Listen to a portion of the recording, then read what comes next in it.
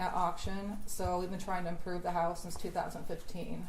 So we new roof, exterior, and then I've been working on exterior and interior ever since. Were there things that your son was interested in outside of video games? Was there anything academic that he was interested in? He really liked history. He was a big history buff. We can play Trivial Pursuit, and he would get me in history every single time. But that was probably his only favorite subject. The rest he could do without. How did he do in school? He did good if he applied himself. His problem was he didn't try as hard as I think he could, so he had up and down grades. I would say he's about average. Okay, and when you say about average, was that something that you talked to him about? Was that something you monitored? Tell the jury about that. Yeah, you heard about the Power School app during this trial, so I had it on my phone, and I was on it multiple times a day. And his grades would fluctuate based on what assignments the teachers turned in on the Power School app. Our biggest struggle with him were missing assignments. That was the one thing we battled all the time. Why was that a hot button issue for you? Because there's no reason why he should have missing assignments. He had a homeroom class and get assignments done in. Okay. There were, you talked about your job. What were the average hours you worked a week? I usually I got to the office between 7 and 8 in the morning and leave anywhere between 4 and 6. And we've heard lots of evidence already. It was family friendly. Yeah. Were you able to go and leave and go as you needed to? Pretty much, yep. Did you care about your job? I did a lot. Okay. Explain, did you have any changes in positions over the year or year and a half, 2 years before this? I did. When I first started with the company, I was hired in as a social media coordinator. I stayed in that role until about 2020. I got promoted to director of marketing. And I held the position until I was terminated. Okay. And you were, did you work during COVID? I did. I worked remotely for about 6 months during COVID. Then I went back to the office in, I believe it was August of 2020. Did you enjoy work? I did. It was fun. It was it's exciting, and I like doing graphic design. I did. I really liked my job. Now, the jury already heard about Brian. Brian testified. Correct. Tell the jury about Brian. Well, I've known him since high school. We've been friends since then. He's part of the horse community. He has horses. And as you heard yesterday, we did have an extramarital affair. That's probably the extent of our, but we were good friends too. How often in terms of the affair, how often would you spend time together with Brian during 2021? Maybe an average of once a week. Okay. How long did the affair last over? About 6 months. Do you feel like that affair caused you to neglect Ethan or not spend time with him? I'm sorry, your son, in any way? No. Explain why you don't feel that's the case. Because when I met with Brian, it was in the mornings. On his way home from the station, he would pass my work, and so the time I was coming to work, we would meet at the Costco parking lot, and that was it. He'd go about his day, I'd go about mine. And is it fair to say that you lied to keep that affair going? Yes, I did. And I apologize if I asked this, I just am not writing notes. Did you say the date range that started? It was around spring of 2021. Okay. And as far as you knew, did you ever talk to your son about that? No. And did you ever talk to your husband about it? No. If anything, you lied to him about what you were doing, or lied by omission, not telling him. No, yeah. As far as I knew, I was going to work in the morning. That was. Yeah. Okay. Outside of those morning times, how many other times would you say you and Brian got together? It was 2 or 3. I went on some business trips where I would stay overnight, and he would meet me. He would meet me at the hotel. So that happened 2 or 3 times? 2 or 3 times. Were there other business trips you took where he did not meet you? Yeah, there was quite a few.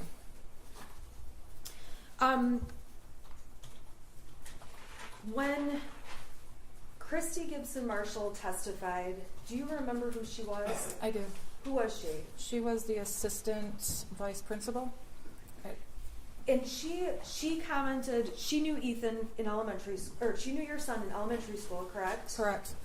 And she said she testified obviously already about recognizing him. Did that surprise you? No. She also mentioned something about emails with you. Do you recall having email exchanges with her? There is one regarding his report card, getting additional help in math. Was there any time at that point or into high school that you ever had to email with teachers about discipline issues? Not discipline, no. How often would you email about missing assignments or grade type issues? That was a regular thing.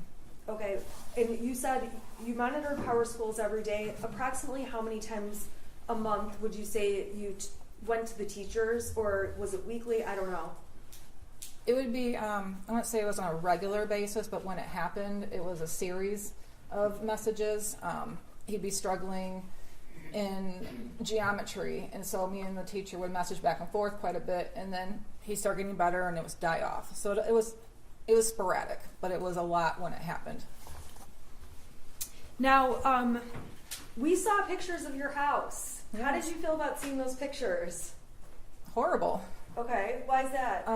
Because my son has a very messy room, and it was right after Thanksgiving, and we hosted Thanksgiving, and it was pretty messy. It was kind of embarrassing. Okay. Really embarrassing. Explain the 2-bedroom thing, or what was going on with that? My son, he had 1 bedroom, and it got out of control.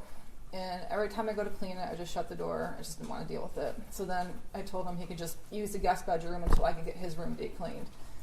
The day before Thanksgiving, I was deep cleaning because we have people over every Thanksgiving, and my intention was to clean both rooms, but I caught my oven on fire in the self-clean mode.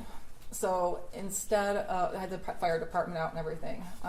So instead of getting his rooms clean, I was scraping out the black charcoal stuff inside your oven so I could cook dinner the next day.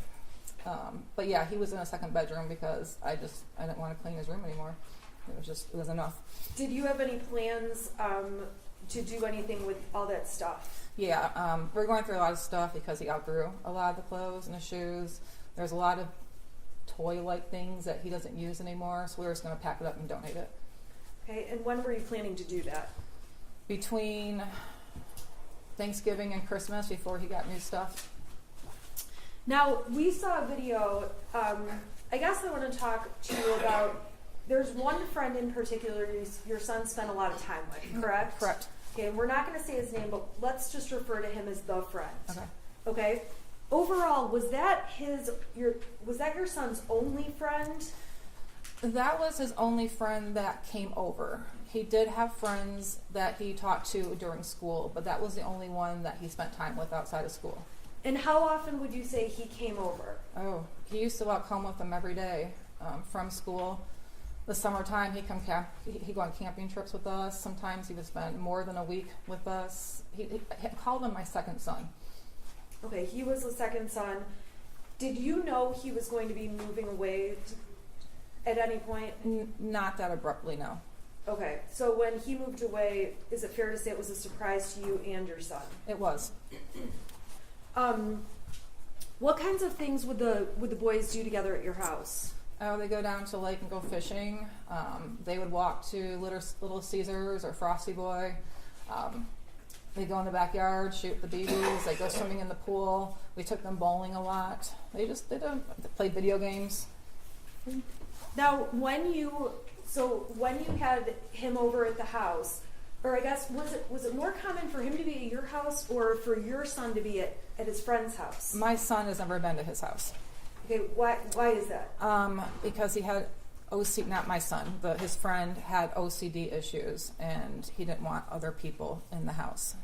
At your house, did that friend exhibit any issues? No, not at all. Okay, so were you surprised when he moved? Yeah, very surprised. We saw evidence that you had Life 360 on your phone, and it was on James's phone, right? Correct. Can you tell the jury what Life 360 is, what the point of it is, why it's on the phone? It's a family tracking app, so you know where people are at.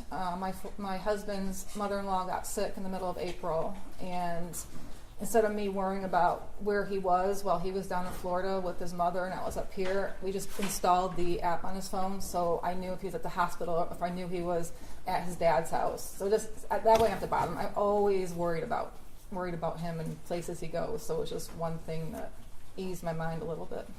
Do you? Is that something you frequently message your husband? Where are you? Where are you? Where are you? Mm-hmm. A lot.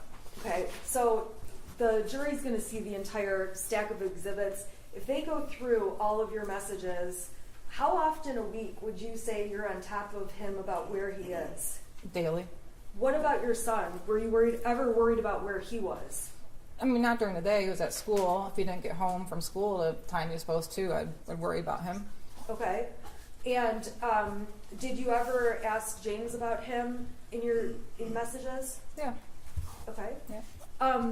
The prosecution introduced evidence that makes it sound like you and James only talk about these horses. Actually, the form of the question makes it sound, and this is direct exam, not cross, so these should be non-leading questions as well. How often would you say you discuss your horses versus your son when you're messaging each other? A lot more with the horses. Why is that? Because my horses, at least, were accident prone, and my husband didn't know a lot about horses. They were more my thing. With him working from home, a lot of times I'd have him go out and check on him, tell him what to do. He started getting into him. He had questions. I knew my son was at school. I knew where he was at during the day. I can talk to him after school. Horses can't talk, so if something's wrong, we've got to kind of figure it out. But yeah, we talked a lot about horses. Is it fair to say that, did you have additional conversations with James about horses and or Ethan? Yeah. How often would you and James talk about or talk to Ethan? Well, talk to him every day. Talk about him probably every day too. Okay. What did Ethan have scheduling things you had to work out? Yeah, he had bowling practices throughout the week, bowling matches, and he worked part-time at a diner. So we had to work out transportation and scheduling with that. In terms of your relationship with your son, how did you think your relationship was? I thought we were pretty close. We would talk. We did a lot of things together. I trusted him, and I felt like I had an open door, and he can come to me about anything. I mean, I felt as a family the three of us were really close. Okay, you're getting a lot of, no, it's okay. You're getting a lot of redness here. Is that normal? Yes, because I'm talking in front of people and my nerves act up, so I get splotchy and I might break out in hives, and I apologize. Okay, but you are okay? Yeah, I'm fine. Okay. So with regard to your son, did you ever go through his text messages, go through his bedroom? What kind of a parent were you in terms of going through those things? I did not go through his text messages. I didn't have a reason to. His bedroom I would go through when I clean it. When I come across things, I look through it to see if it was something I needed to keep or throw away. But I never went through his text messages. What about, you did say you went through his grades. Correct. Did you end up having discipline issues with him? A couple of times we did, yes. What kind of things would those be over? Missing assignments in his grades. Okay. Well, any other things that were discipline issues? No. At school or at home? No.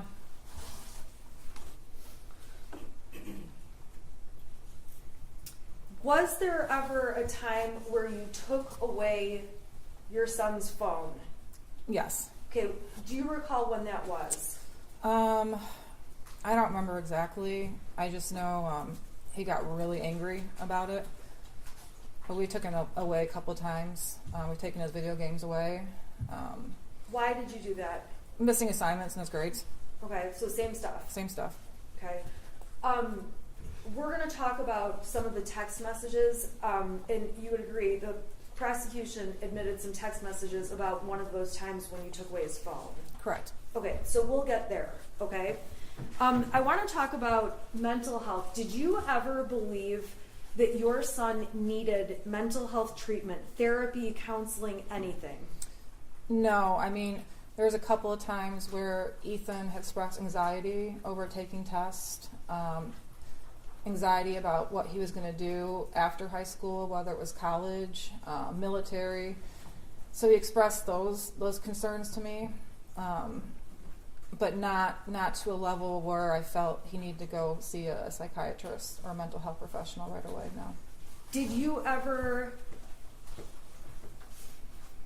deny him or say, no, I'm not going to take you to a mental health professional? Did he ever ask you? No, I mean, one time when he was talking about what he wanted to do for his future, I don't know, he was feeling really down about it and stressed. My husband did call his school counselor to try to talk to him because they do a lot of future academic planning with the tech school. Was that a mental health issue? No, it was more or less addressing what was upsetting my son at that time. Okay, and what was upsetting him? The fact that he didn't know what he wanted to do. His grades weren't that great, so he was stressed out about getting into college. He was just having a hard time with his future goals. Was there ever a time he was considering military? He talked about it, yes. Okay. Any other things that he talked about? He wanted to go into video. He wanted to design video games.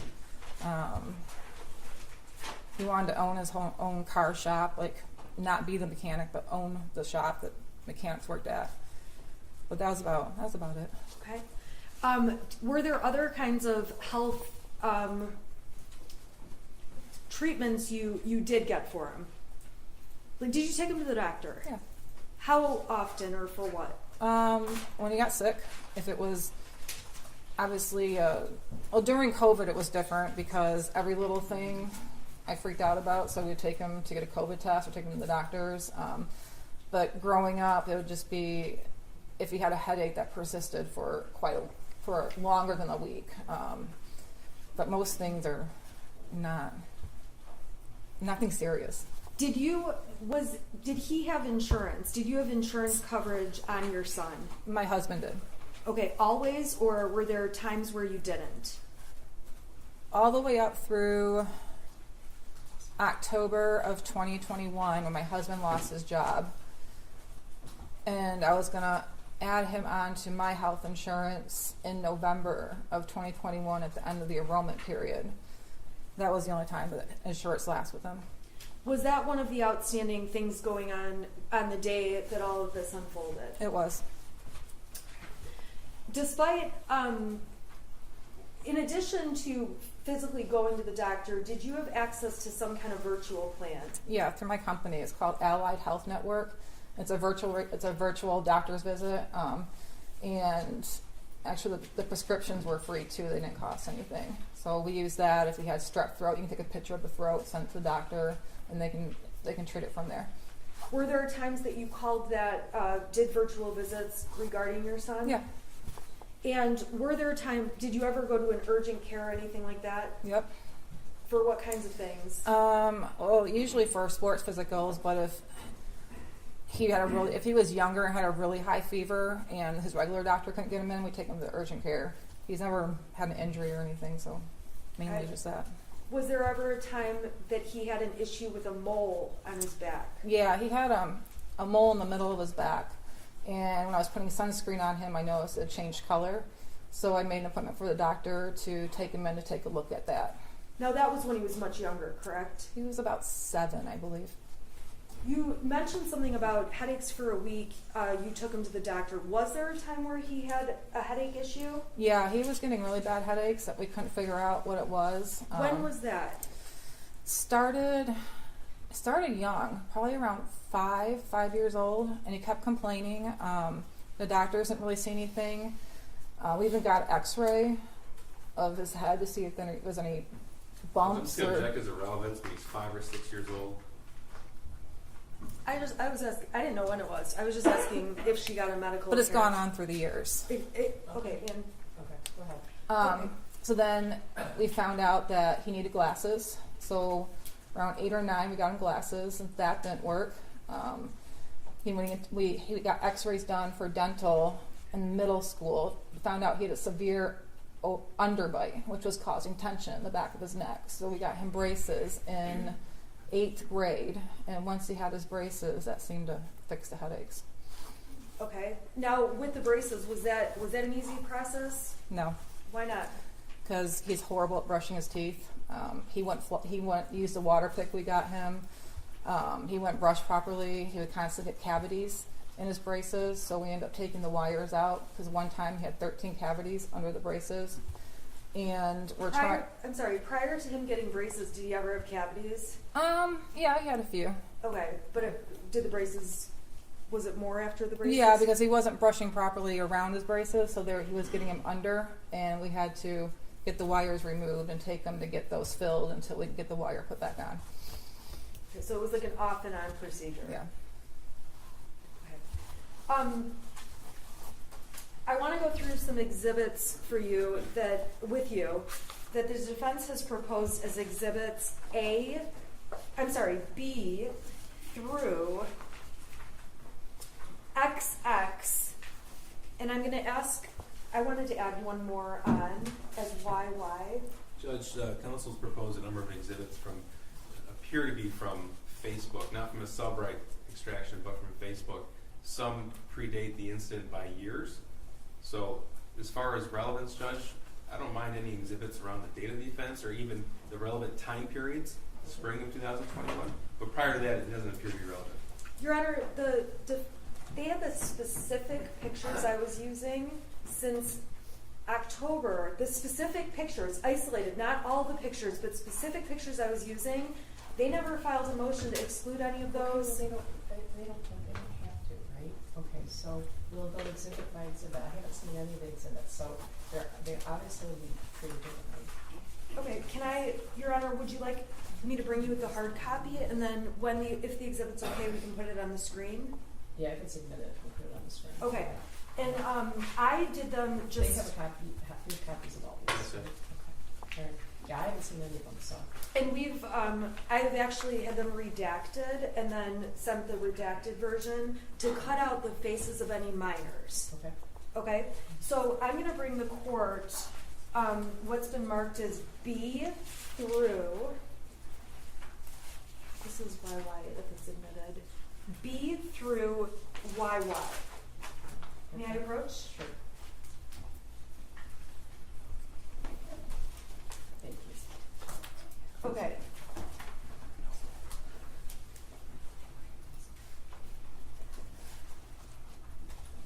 Now B is I have a little bit of a problem because I was going to have my client hold those, so I don't put them on the screen. Because I don't know which ones, if any, the prosecution will stipulate to.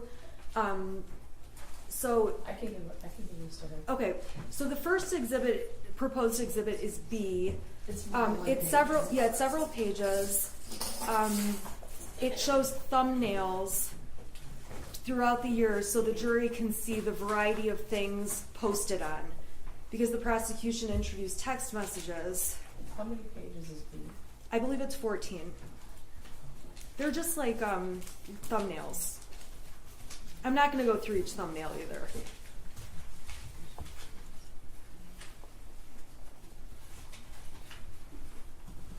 I'm just wondering, where does the second one start? It's C. Exhibit C. Exhibit C would be the next exhibit. Okay, I'm gonna give it to her. Okay. Do you recognize what the court has just handed you? Yes. Okay. What is in Exhibit B? What does it appear to be? These are pictures I've posted on Facebook. Okay. And there's a lot of them. Is that a fair statement? Yes. Okay. Are those are all the pictures you posted on Facebook? They're not from they're from the whole period, correct? Well, What do you mean? What's the period? Well, when do those start and go through? I would say mainly 2000. There's not 20? any dates on that copy. There's I'm no just- dates on my I copy. don't think there's any dates. I can tell by the. Looks like from 2020 to 2021. Now, do you post on Facebook a lot? I do. Like way too much? I do. Okay, so I am not going to go through every Facebook post you've made. You understand that, right? Yeah. Okay. Would this exhibit give the jury an idea of what you post about generally if they just took a look at the variety of pictures? Yes. I have to object as to relevance. Again, it's from the time period that's relevant, I have no objection to these coming in. But even the defendant doesn't know with specificity when these were taken. She says they start in 2020. She thinks. No, I know. And there's no dates on there. Yeah, you'll have your turn. There's no dates on there. And if it's from the spring of 21 onto the shooting event, that's fine.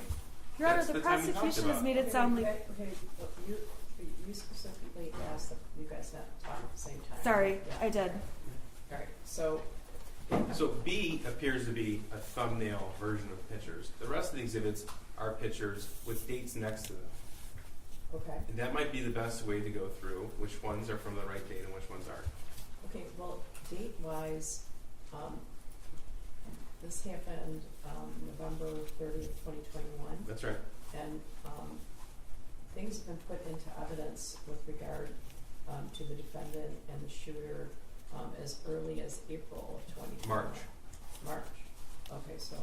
Yeah. Your Honor, I believe they've gone back longer in terms of some of the testimony that's come out. Well, I guess I was going to say that. So I don't think that the pictures starting in 2020 are that remote. I don't know if there's any. I don't know if there's anything amongst those pictures that is particularly problematic. It's hard to look at them all, but the time frame in and of itself, I think, is appropriate. Well, there are some, just so the court's aware, there's posts from 2017, 2019. Wait.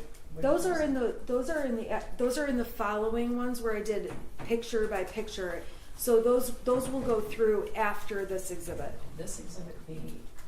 Is 2020 and 2021. Okay, so just with regard to the time frame itself, I think the time frame is close enough in time. So I'm going to overrule an objection Okay. with regard to the mission of those pictures just based on the time frame. All right. But there's a lot of little pictures, so I don't know if any. No, that's fine. We can go exhibit by exhibit. I'm sorry? I said we can go exhibit by exhibit. Okay. The pictures in 2020, the pictures in Defendant's Exhibit B are small, so the exhibit contains a lot of little pictures, so I haven't looked at those. I assume the prosecution has, so I don't know if any of the pictures are objectionable with regard to the individual pictures. So. Just it's the relevant dates was the objection. Okay. So, Mrs. Crumbley, the jury is going to get these if they want to sit and look at all of them. Okay. I don't want to go through all of them. There ends up being pages and pages. What are all of these? The ones that are on the screen right now is Christmas of 2020 with the 2 white dogs and us posing from the Christmas tree. I'm just trying to get like an over idea of topics that are in the photos. Animals, us going on vacations at the Sleeping Bear Sand Dunes, Leelanau, camping, holidays, more camping, horses, garden, my home stuff, cooking, more camping pictures. We got a bathroom remodel, another Christmas picture. Okay. And so these pictures give an idea of the variety of things you posted. Yes. Okay. So if your Facebook messages appear to have more discussion of horses, how would you characterize the amount of horses on Facebook compared to the rest of your life? Over the last couple of years, more. It was hard getting a picture of my son as he got older. He didn't like me taking pictures of him. But yeah, between 2020 up until end of 21, there was a lot of pictures of horses. Okay, I'm going to unplug this and move to Exhibit C. You want me to get this to her? This goes back to 2019. I just put like 1 or 2 pictures from that year as Exhibit C. Well, C and D. And so if the court just wants to let me know what. C, okay, so C and D, you can identify those pictures, correct? Yes. What's in C? What's the date of it? It is June 26, 2019. Okay, and what is that? What is it a picture of? It's a picture of my son holding his chinchilla. Okay, and then what about picture? Let's see here, D. Do you need the date? Yeah, what's the date? It's August 9th, 2019. Okay, and what's the picture of? My son petting our horse. Okay. You know what, Judge, it's fine. I don't have any problem with either. Okay, C and D are admitted? Yeah, the rest of them. The rest of All them? of them? Yep. Okay. Okay, Thanks, Judge. thank you. Okay, so, Okay, you're talking, then you would be talking about E through, I don't know if it's just pictures, there's some others. This goes to XX, so. and I'm sorry, you'll it should have to go, let me know. it should go to YY because I added on just one more. So may I approach Mrs. Crumbley just to give her YY? Okay, do you want me to give these to all of them? Yes, and then Okay. we'll just go through each one. Do you agree with all these exhibits or just the? Yes, we just need the dates identified, that's all. We'll put Okay. those on the record. Well, I'm not gonna hand them to her if I need to look at them first, so. I think they're not objecting to any of them, are they? No. Okay, No. okay. So, Mrs. Crumbley, the jury's gonna have access to these, so let's just go through them. We are gonna identify the dates for the record though, okay? Okay. So going to exhibit, let's see here. This is C. What's the date on C? That's June 26, 2019. And what is that? That's my son with his chinchilla. Okay. Now I'm gonna go down to D. What's the date on that one? That one's August 9th, 2019. Okay. And what's going on in there? That's my son with our horse. Okay. I'm gonna go to E. That's his first day of 8th grade. That's August 26, 2019. Okay. And it's fair to say that I just picked out, these are not all your posts, No. right? I don't want to keep rejecting, but the form of the question has to be appropriate. Fair to say, this is a Okay. direct example. I'm asking a really stupid question, but I'll ask it in a better way. Am I showing every photo from your Facebook page? No. You post more, or how about, do you post more photos than what we see? A lot more. Okay, we're not gonna go through all of them though, No. okay? So this is the first day of what? I'm sorry, last day of, It's the last day of middle school. It's his first day of 8th grade. okay. I'm gonna go down to F, what's been admitted as F. What date is that on? October 11th, 2019. Okay, and what's happening in that photo? He just got his braces put on. Okay, and let's go down to the next one, which is G. What's the date on G? October 13th, 2019. What's happening in G? We're apple picking. Okay, so these are just posts of events or things you're doing, correct? Correct. Okay, this one is older. It looks like or maybe not older, but what's the date on this one? November. This is, I'm sorry, I'm on H. Okay, go ahead. November 7th, 2019. Okay, and we see your son in this picture on the left, correct? Correct. What's going on in this picture? He's on his it's the 9th grade Washington D.C. trip with the school. Okay, I'm gonna go down to I. What's the date on I? May 23rd, 2020. And what's happening in that picture? Can you scroll up a little bit? We're somewhere up north. I don't remember where, but we're on probably a camping vacation. Okay, he doesn't look thrilled to be in the picture. He doesn't like pictures. Okay. Let's go down to J. What's the date of J? May 23rd, 2020. Who's in this picture? It's my son and James. Okay. I'm gonna go down to K. This is a post you made? Yes. What date? August 5th, 2020. What are you showing there? The house when we first bought it and the improvements we made so far.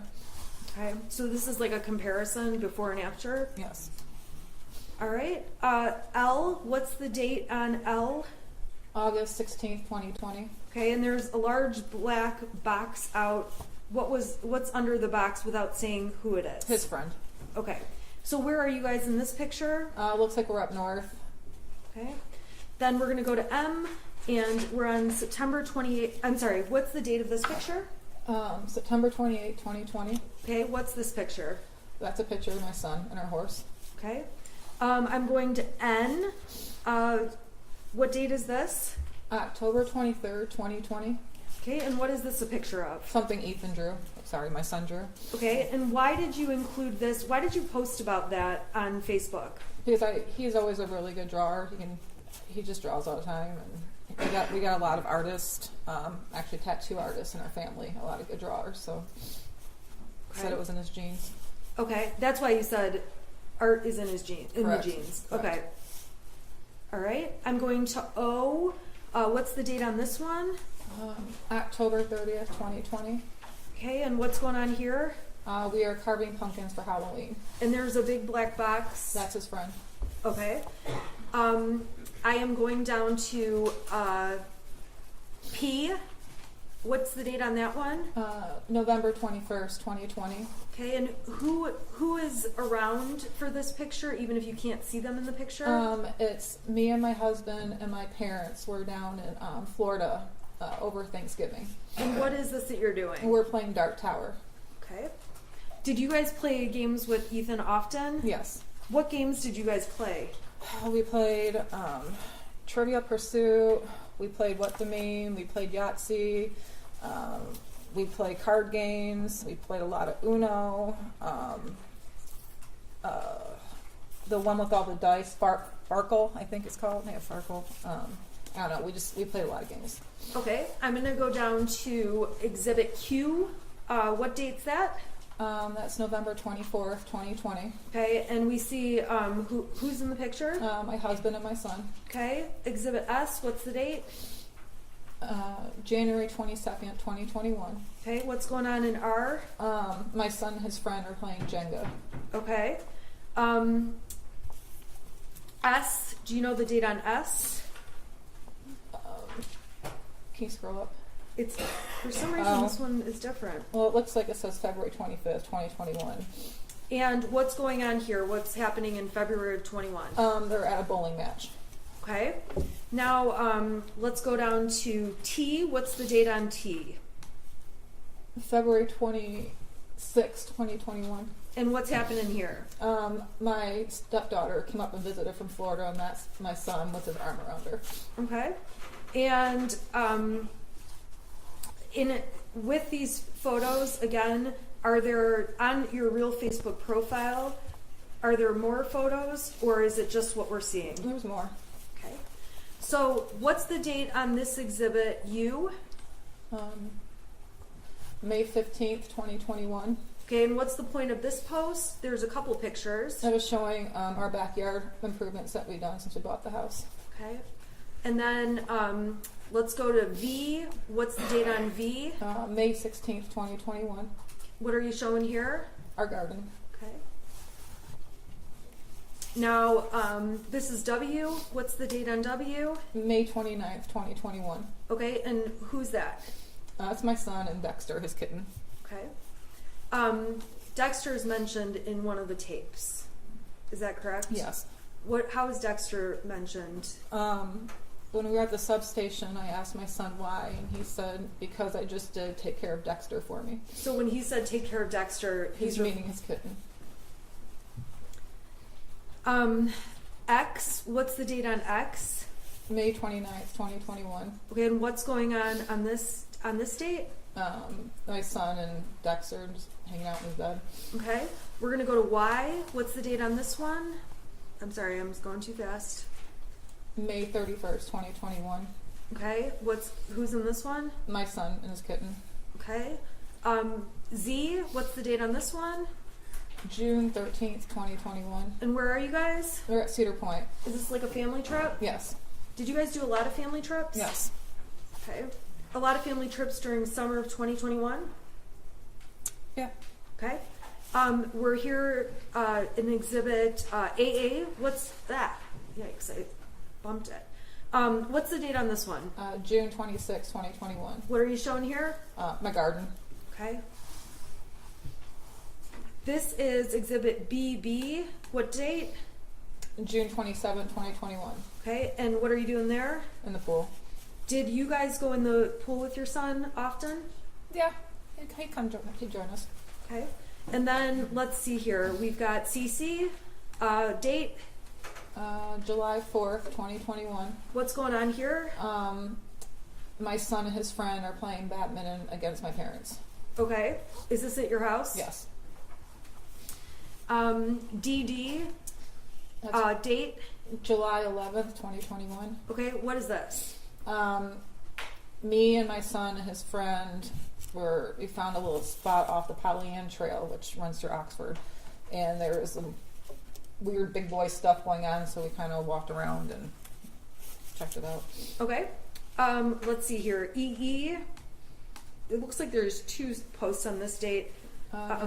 What date is that? That's July 30th, 2021. Okay, and what's happening in these posts? The first one I posted, my son and his friend were both passed out from a lot of hiking we did that day. Okay. What about the next photo from? Those are pictures of the campground that we were at. Okay. And so you took, is it fair to say you had the friend on vacation? Yeah, most of the time. Okay. July 31st, I'm sorry, what's the date on this one? I'm on FF. July 31st, 2021. Okay, what is this? We went to the Sleeping Bear Sand Dunes. Okay. And where it says like plus 29, what does that mean? There's 29 more photos that go along with that. Okay, we're not going to show them all though. Okay. All right, we're going to GG. What's going on here? What's the date? August 21st, 2021. What are you guys doing August 21st, 2021? My son and his friend were putting up a tent in our backyard and doing backyard camping. Okay. What's the next one? You posted this on what date? I posted on August 21st, 2021. Okay, and what's the point of this post? It was a memory from 3 years ago of my son, his friend, with our horse, and I was pointing out to my son's friend's mom that they were so small 3 years ago. Okay. What about this one? What's the date on, let's see here, August 25th, 2021. Okay, what's this? That's his first day of school. Okay, what grade? 10th grade. And let's go to JJ. What's this date? August 29th, 2021. Okay, what's going on in this picture? Me and my son were taking a picture for his old football coach. I tagged him in it. This is the only picture he would take with me, so he could say hi to his coach Rope. All right, what about date on this one, which is marked as KK? September 6th, 2021. And what's going on there? My son's leash training his kitten. Do cats ever walk on a leash? It wasn't successful. Okay. Next picture, LL. What's the date? September 18th, 2021. Okay, and what are you doing here? We rented a houseboat for the weekend, and my husband and I are walking around the outside on the dock and was sneaking pictures of the boys inside the houseboat playing card games. Why were you sneaking pictures of them? Because they wouldn't let us take any pictures of them. Okay. Typical teenagers. All right. MM. What's that date? September 18th, 2021. Okay. And what were the photos here? I know it was the houseboat weekend. We went to Mackinac City, so I think it was something in Mackinac City. Okay. And then the blacked out box, is that the friend? I think it's the friend's parents. The friend's, okay. Oh no, the friend. But never mind. Never mind. Okay. NN. What's the date on this one?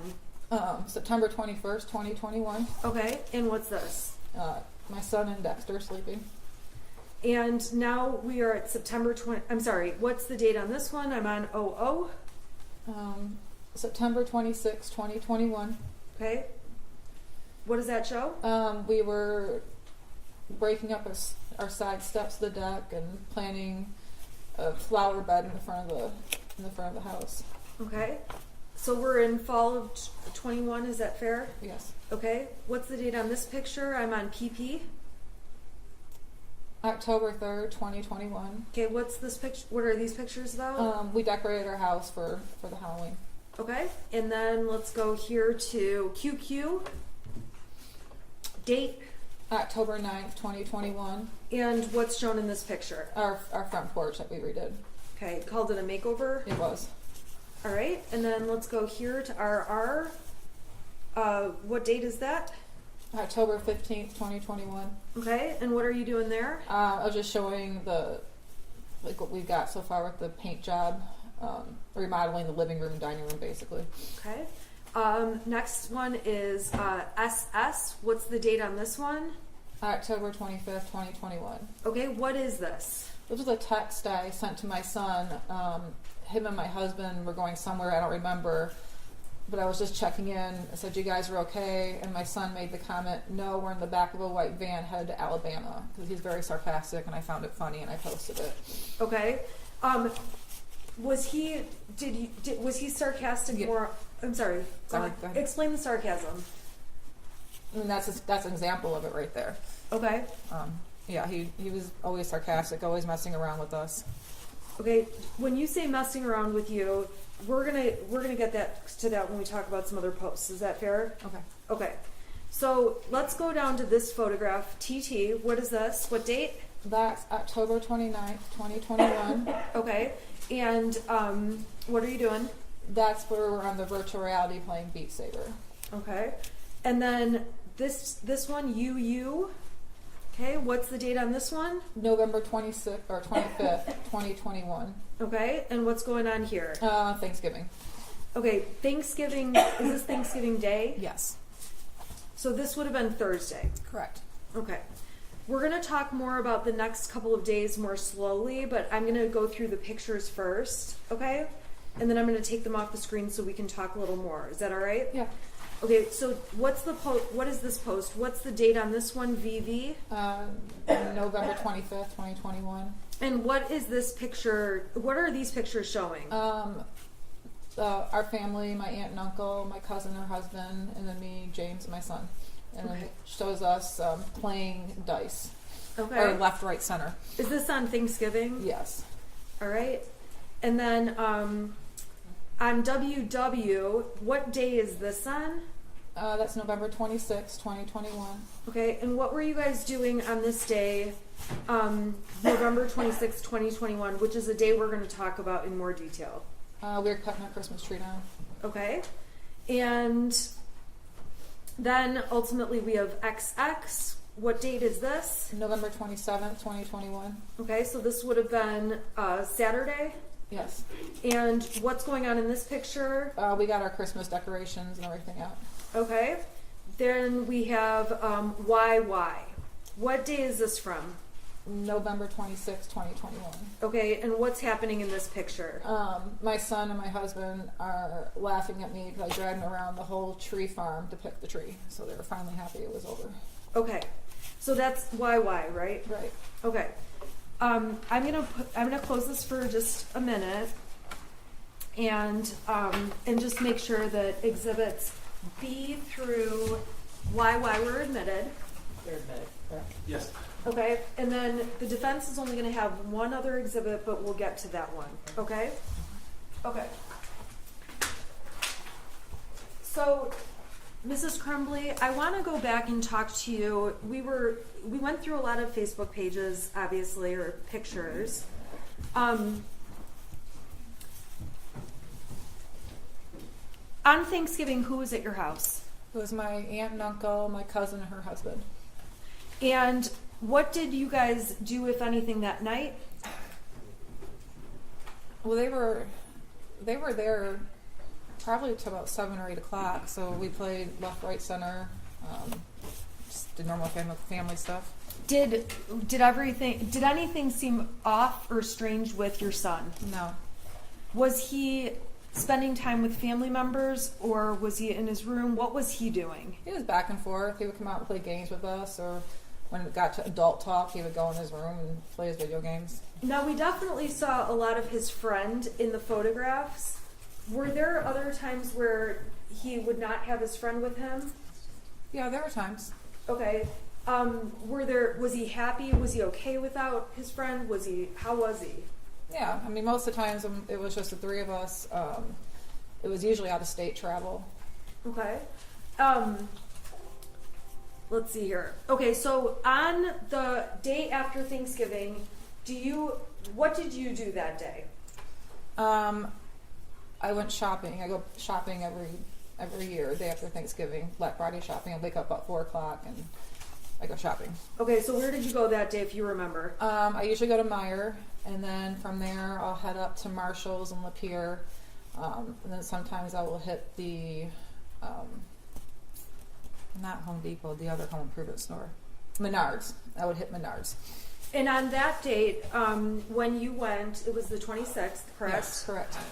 Do you know, when you left your house, did you know what James and Ethan, your son, were going to be doing that day?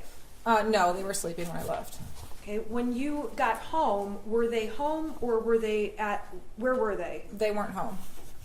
Did they ever come home? Yeah, I texted my husband and asked where you're at, and I believe he called me and told me that him and Ethan were at the Acme firearm store looking at guns, Okay. and then they came home from there. Okay, did they purchase a gun that day? They did. Okay, the prosecution brought in exhibits showing the receipts, all of that. You weren't with them when they bought the gun, correct? No, I was not. Okay. You did post on Facebook a photo of the gun. We saw the post, correct? Correct.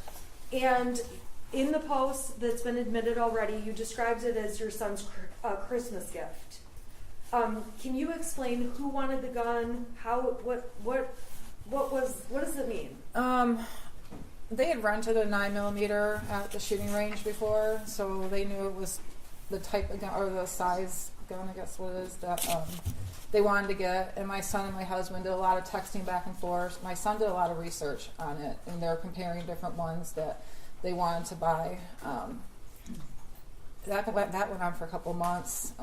My husband just kind of kept blowing it off, like, not right now. And then I guess when I was out shopping, they said, well, let's go try on Black Friday, see if we can get one on sale, or if there's any deals going on. Okay, so they ultimately did get one. Right. Now, did you object? Did you say, I don't want that gun in the house? Anything like that? No, I was more angry that they cut into our Christmas tree time. Usually cut my Christmas tree down right after I get back from shopping, but I had to wait for them. So I was irritated at that. When they came home, did they show you the gun? Yes. Okay, and what did you guys do? They just showed me it was on the kitchen counter, and then my husband put it up, and we went to the Christmas tree farm. What do you mean by put it up? He put it back in the case with the cable lock and back in the bedroom. Okay, let's talk about just guns overall. This jury needs to understand some details, okay? If I ask a question you don't know what I'm talking about, let me know. Because Okay. are guns your thing? Not really, no. Okay, but do you have awareness about guns within your home? I do. Okay, who is responsible for storing the gun?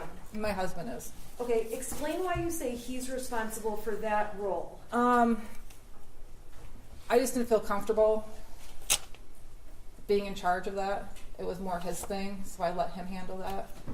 I didn't feel comfortable putting the lock thing on it. I just rather not let him do it. And I think in one of the messages that was admitted with Brian, you called it a string lock. Yeah, Okay, do you understand now it's a cable lock? I do. Okay. So, were there ever any times where you would take the cable lock off or put it on? No. Now, there were, prior to buying that gun, did James own any other guns? He did. How many? 2. And by 2, the jury has seen the Derringer and the Kel-Tec. Were those the other 2? Correct. Okay, so those are the other 2 guns. How were those stored? They were stored in the safe. Okay, and was that different than the 9mm? It was. Okay, explain to the jury the difference.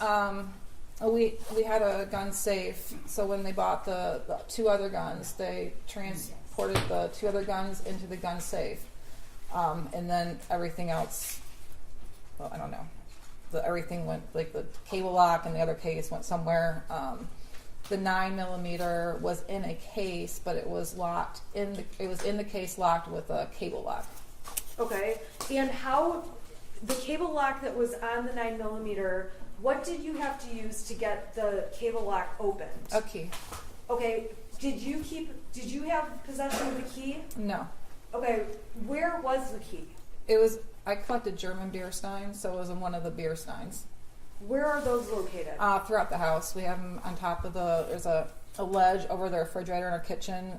So they go from wall to wall. Then we had corner shelves in our house that had them. We had a lot. Okay. Did you know which particular beer stein the cable lock key was in? No. Do you know if your son knew which beer stein it was in? No. What about ammunition for the 9mm? Was there any bought on the 26th when the weapon was purchased? No. Okay, so that day, we saw, obviously, your Facebook post. You describe it as your son's gift. Did he have free access to that gun? No. It was for him to use at the shooting range only. Was he allowed to take it out? Not without my husband around. Did he know where it was kept? My husband hid it usually in our bedroom in different spots. Okay, what was the intention of hiding it? That's just what you're supposed to do. Okay, and when it was hidden, was it locked in any way? It had the cable lock on it. Okay, and you again testified about the key being in a beer stein. Correct. Would the beer stein be right by the cable lock? Or- No. Okay, so where would the beer stein be? It would probably be in one of the ones in the kitchen. Okay, so the key's out there, and then you've got the. Did you know where the gun was hidden in your room on November 26th when you put it away? No. Okay, on November 27th, we saw the whole video of you going to the shooting range with Ethan, correct? Or with Correct. your son, correct? Correct. Okay, on that day, we see in the video that you carry the gun case into the gun range, right? Correct. Okay, how did the gun get to the gun range? Well, my husband had got it ready for me and put it in the back of my car, and What I does that mean? Got it ready for took you? the cable lock off. Put I guess I put the magazine things in the case and put it in the back of my car, and then I drove with my son to the shooting range with the gun in the back of my car. That's how it got there. Okay. Did you see him or watch him take the cable lock off that day? No. Why not? I think I was just doing something else. I didn't pay attention. Okay, so when you got to the gun range, we saw in the video you carry it to the counter. Is that accurate? Yeah. Okay, the jury's seen all this, 5 bullets, and then you guys go shooting, correct? Correct. Okay, we obviously see you and your son. That shows the whole experience while you're there. Correct. Okay, so while you're there, how interested were you in shooting that weapon? I shot it a couple times. I don't know. Shooting's kind of boring. I'm more like skeet shooting, where actually something's going on. So I shot it a couple times, and he did the rest. Okay, and did you end up posting something about it being a Mother's Sunday? I did. How did you feel about that day? It was a fun day. He asked me if I wanted to go to the shooting range with him, and he's never asked just me to go before. My husband was doing DoorDash, and I felt good about it. How many times had you been to the shooting range before that day? Once. And when you went the one other time, who else was present? My husband. So this was the first day you're the only adult going. Correct. Okay, so we see obviously in the video you carry the gun in the case out. Did it have the cable lock on at that point? No. Okay, so what did you do from there? This is when we're leaving. Yeah. I put the gun in the back of my vehicle and drove. Explain where in the back of your vehicle. So in the back of the SUV, it has a little thing that opens up where the spare tire is. I put it under there. Okay, and then where did you go? I went home. And did you take the gun in the house? No, I took the bullets in the house and hid them, and my husband took the gun in the house when he got home from work. Okay, so was there a period of time that the gun was not in the home but in your car? Yeah, probably for a couple hours. Okay, why is that? I just don't feel comfortable with it. I don't. That's his thing. Okay, so on that Saturday, it was left in the vehicle, and your vehicle was locked. Correct. Do you know if the gun was brought into the house and put away? Yes. Okay, how do you know that? My husband told me. Okay. Yep. Did you watch him do anything in terms of putting it away, or if you didn't, just let me know. No, I didn't. Okay. The next day is Sunday, correct? Correct. And on that day, was there any? Do you recall any issues with the weapon? Any issues with the gun? No. Okay. Now, when the next day is Monday, is that right? Correct. Okay. What did you do on Monday? I went to work. Okay. And on Monday, we heard the voicemail you got. Is that accurate? Yes. Describe for the jury overall what happened or what you were dealing with that day. I received a voicemail on my phone while I was at work. It was Pam Fine, one of the school counselors, calling to let me know that my son was looking at bullets in class. She let me know that they had a meeting with my son and that he said what he was doing was wrong, admitted responsibility. They gave him an example about teachers, they brew beer at home, shouldn't be looking it up in school, and it was kind of upbeat. And then she ended up with, he understood, he went back to class, just want to let you know, if you have any questions, please give us a call, have a good holiday. Okay, and on that date, did you call Miss Fine back? No, I did not. What was your reaction to getting that message? I mean, it was pretty black and white. I mean, she said what happened, they seemed like they solved the problem, and I didn't have any questions. Okay, so on that date, did you end up saying anything to James about it? I believe I did. Did you say anything to your son about it? I did. What did you, and I think we saw text messages, you said next time don't get caught. Yeah, I said seriously looking at bullets in school, and then he went through a couple of texts about teachers looking at his stuff, and he was worried about he was going to get in trouble. And then I said, next time don't get caught. What did you mean by that? So there's an ongoing thing in our house. Someone always asked me the trouble I would get in high school because I was a little bit of a troublemaker, because I always got caught. Like, all my friends could be doing the same thing and I'd be the one to get caught. So I was kind of referencing to that. Okay, so you said that, and did you feel you had to discipline him or do anything beyond talk to him about it? No, we talked. I listened to the voicemail, and that was that. Okay. Now, I'm going to go back for a couple minutes to talk to you about some exhibits the prosecution introduced from earlier in the year, okay? So I'm going to start with what's been admitted as exhibits 155 through 160, okay? I'm going to pop them up on the screen, and we're going to just talk about each one briefly. So I'm going to go to 155.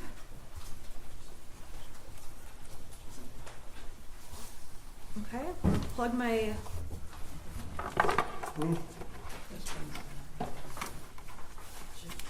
I'm sorry. It's not, I have to plug it in. Okay, so I'm going to start with 155, okay? This was already admitted, so we're not going to belabor this, okay? Well, no, she doesn't have a picture of that. Oh, I'm sorry. Well, it's not necessarily the fault. This one isn't coming out. Oh. Okay. There it is. Okay, so we've already talked about this with other witnesses, so I'm going to go a little bit faster. If you need me to slow down, let me know. Okay. Okay? This is Miss DeRiker's email with her and Sean Hopkins. She's telling him, when you get a chance, can you call your son down and see how he's doing? He's failing my class, tries to sleep all the time in class. Sean responds, I'll catch him by the end of the day. Thanks, just a little worried. And that's that. You heard testimony about that, correct? Correct. Were you ever aware there was a time where your son was failing a class and trying to sleep all in capital letters all the time in class? I can't remember what class director was, so I'd probably be aware if he was failing that class from Power School, but I was not aware that he was sleeping all the time. So did anyone from the school let you know in May of 2021, hey, he's sleeping in class and failing? No. Okay, that was exhibit 155. And would that show up on Power Schools, the emails between them? No. Okay, exhibit 166. This is from September 8th, 2021. It starts off with an email from Miss McConnell to Sean Hopkins. It says, can you please touch base with Ethan Crumbley? In his autobiography poem, he said he feels terrible and that his family is a mistake. Unusual responses for sure. He writes back, thanks for the heads up. I'm in senior meetings throughout the day. I'll try to catch up with him. Were you aware this was ever a discussion or an issue? No. Were you aware that Mr. Hopkins ever talked to or tried to talk to your son? No.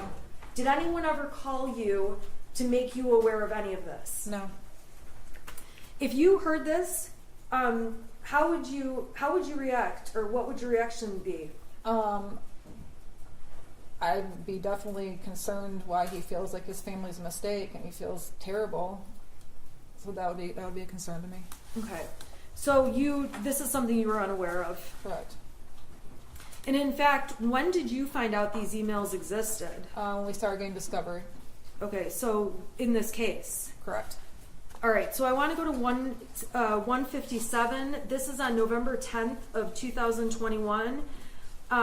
This is Miss McConnell sends Sean a message. Ethan Crumbley is having a rough time right now. We may need to speak with you. Sean writes back, I'm sorry I was in a meeting through the end of the day. I'll catch up with him. Were you ever made aware that there was some issue on November 10th where your son was having a rough time? No. Did anyone from the school ever let you know? No. Did you ever see anything like this prior to us getting materials in this case? No. If you heard your son was having a rough time, what would you do to follow up? I would talk to my son, find out what's going on. Okay. And I am going to minimize these for 1 second. I want to go back to some other dates that were discussed and exhibits were admitted. And I'm going to go back to March 20th. I'm sorry. Let's go in order. So March 16th of 2021, the prosecution has admitted exhibits 85, 86, 85 through 94, and let's see here. 85 shows you guys are making plans, and you say, I'm going to get drunk and ride my horse. Can you explain to the jury what you meant by that? And I'll get it up on the screen. I was going to have some drinks and ride my horse. It was St. Patrick's Day. I'm sorry, that's on the 17th, Correct. right? Yeah. Okay, the 16th though, oh, I'm sorry, you're right. Okay, so explain that again. So let me get it up on the screen because I'm messing up. Okay, 85. Okay, so 85, I'm sorry, you're right. So on page 85, 432 is the page number. You write, I'm going to get drunk and ride my horse. What was your plan that night? I was going to have a couple drinks and go for a trail ride with my horse. Okay, did you do that night? Yes. And on people's proposed exhibit 86, or their admitted exhibit, this was a text thread between you and your son.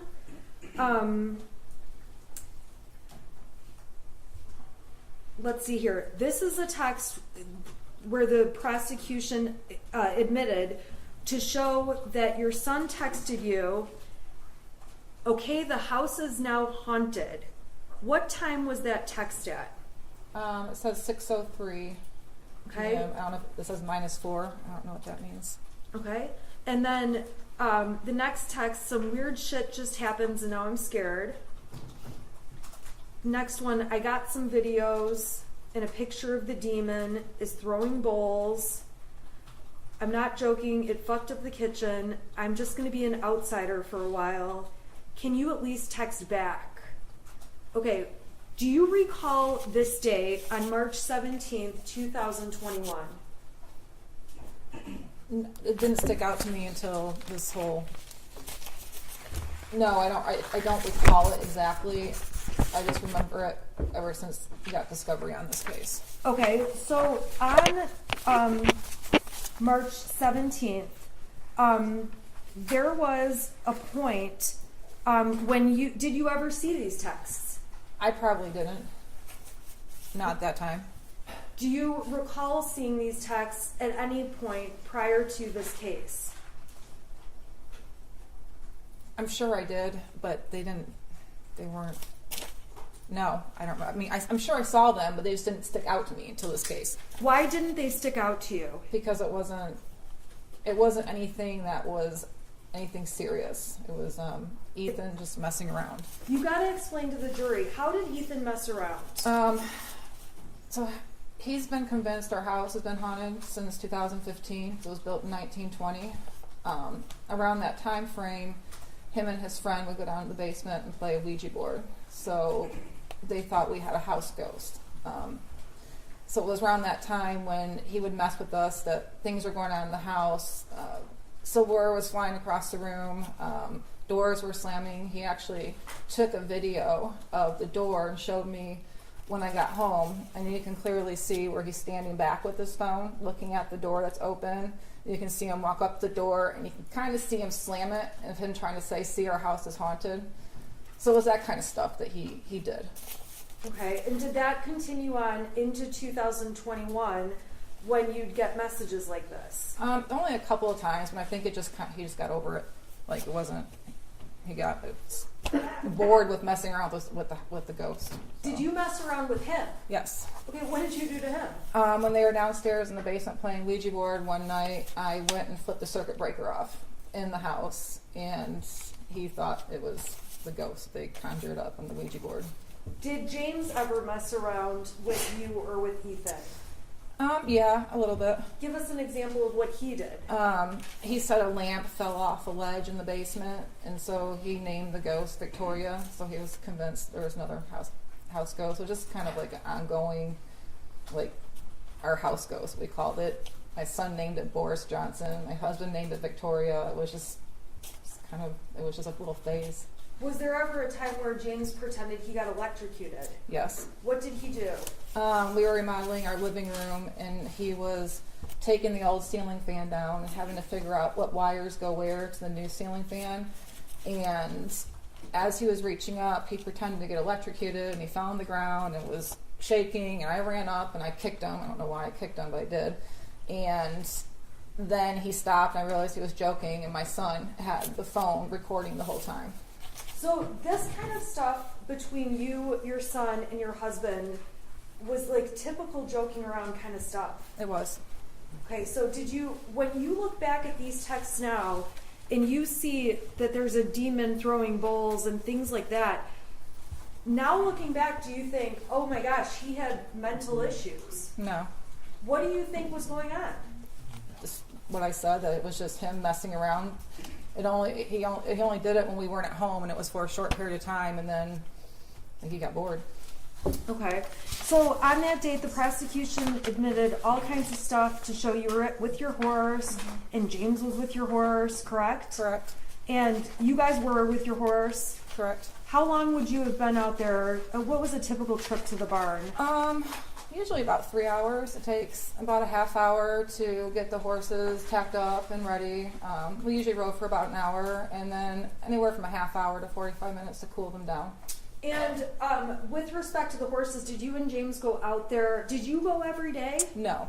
How did that work? Who went? How did you guys pick? Whoever felt like going or had the most availability. Sometimes I'd work late, past 6 o'clock at night. I couldn't go.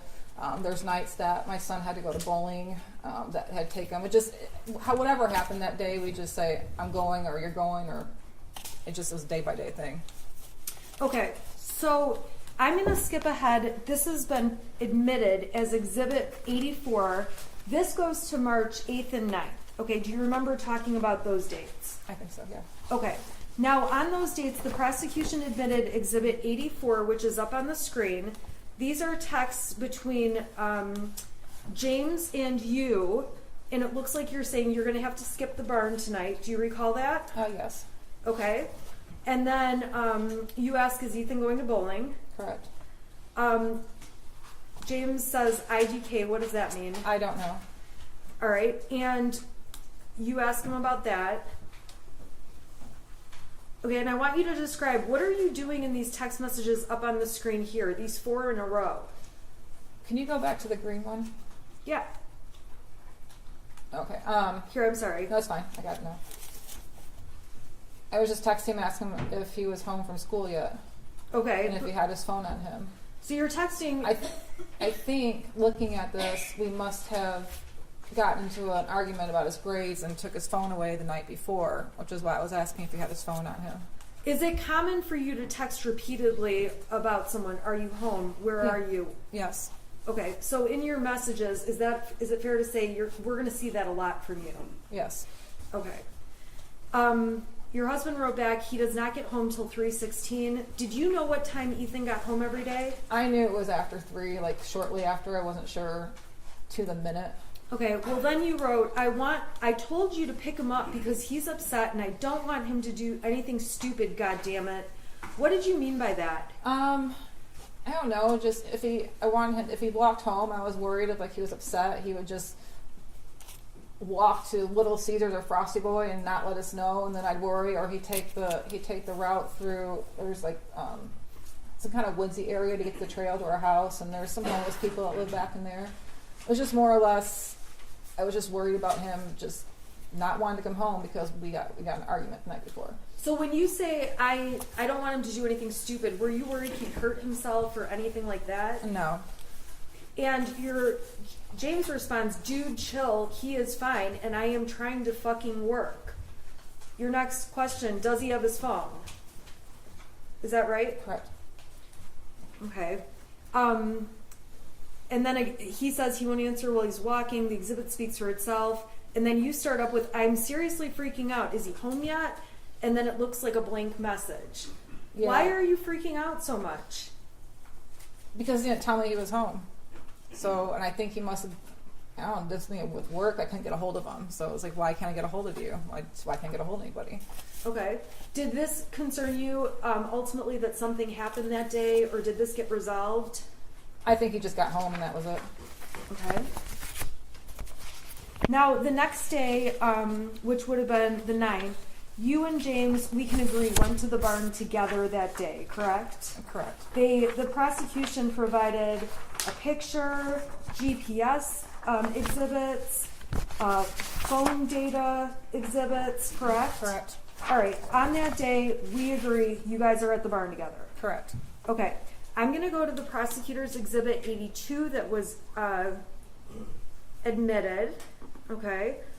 And you send him a message to Ethan that says, where are you? Or Ethan sends you a message that says, I'm sorry.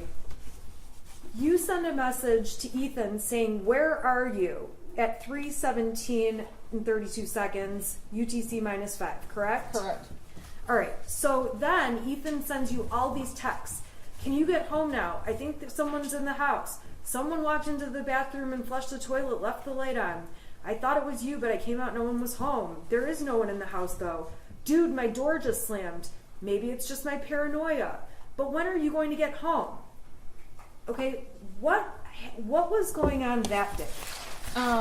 So if you go back to the beginning of the thread, Okay. is it the beginning? So you can see the time on there. That was the time I'd be driving home from the barn. And when I got home, he was asking me why I didn't answer the text, and he said the weird stuff was going on in the house again, and that was that. Okay, when you walked in, do you recall discussing these messages with him?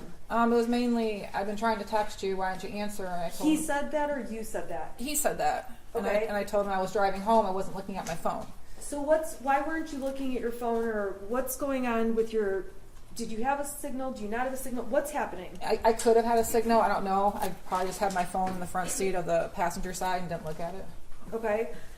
When you're out at the barn, do you get every text that people send you? No. What's your signal like out there? I have Metro PCS, so it's not as good as somebody had AT&T and Verizon, but there's very limited spots at any barn I've been at where there's any type of signal. Usually you have to find the one spot you'll see everybody standing at talking on the phone, but it's not all over the barn. What about on the roads to the barn? So that barn we were at, it was between Oxford and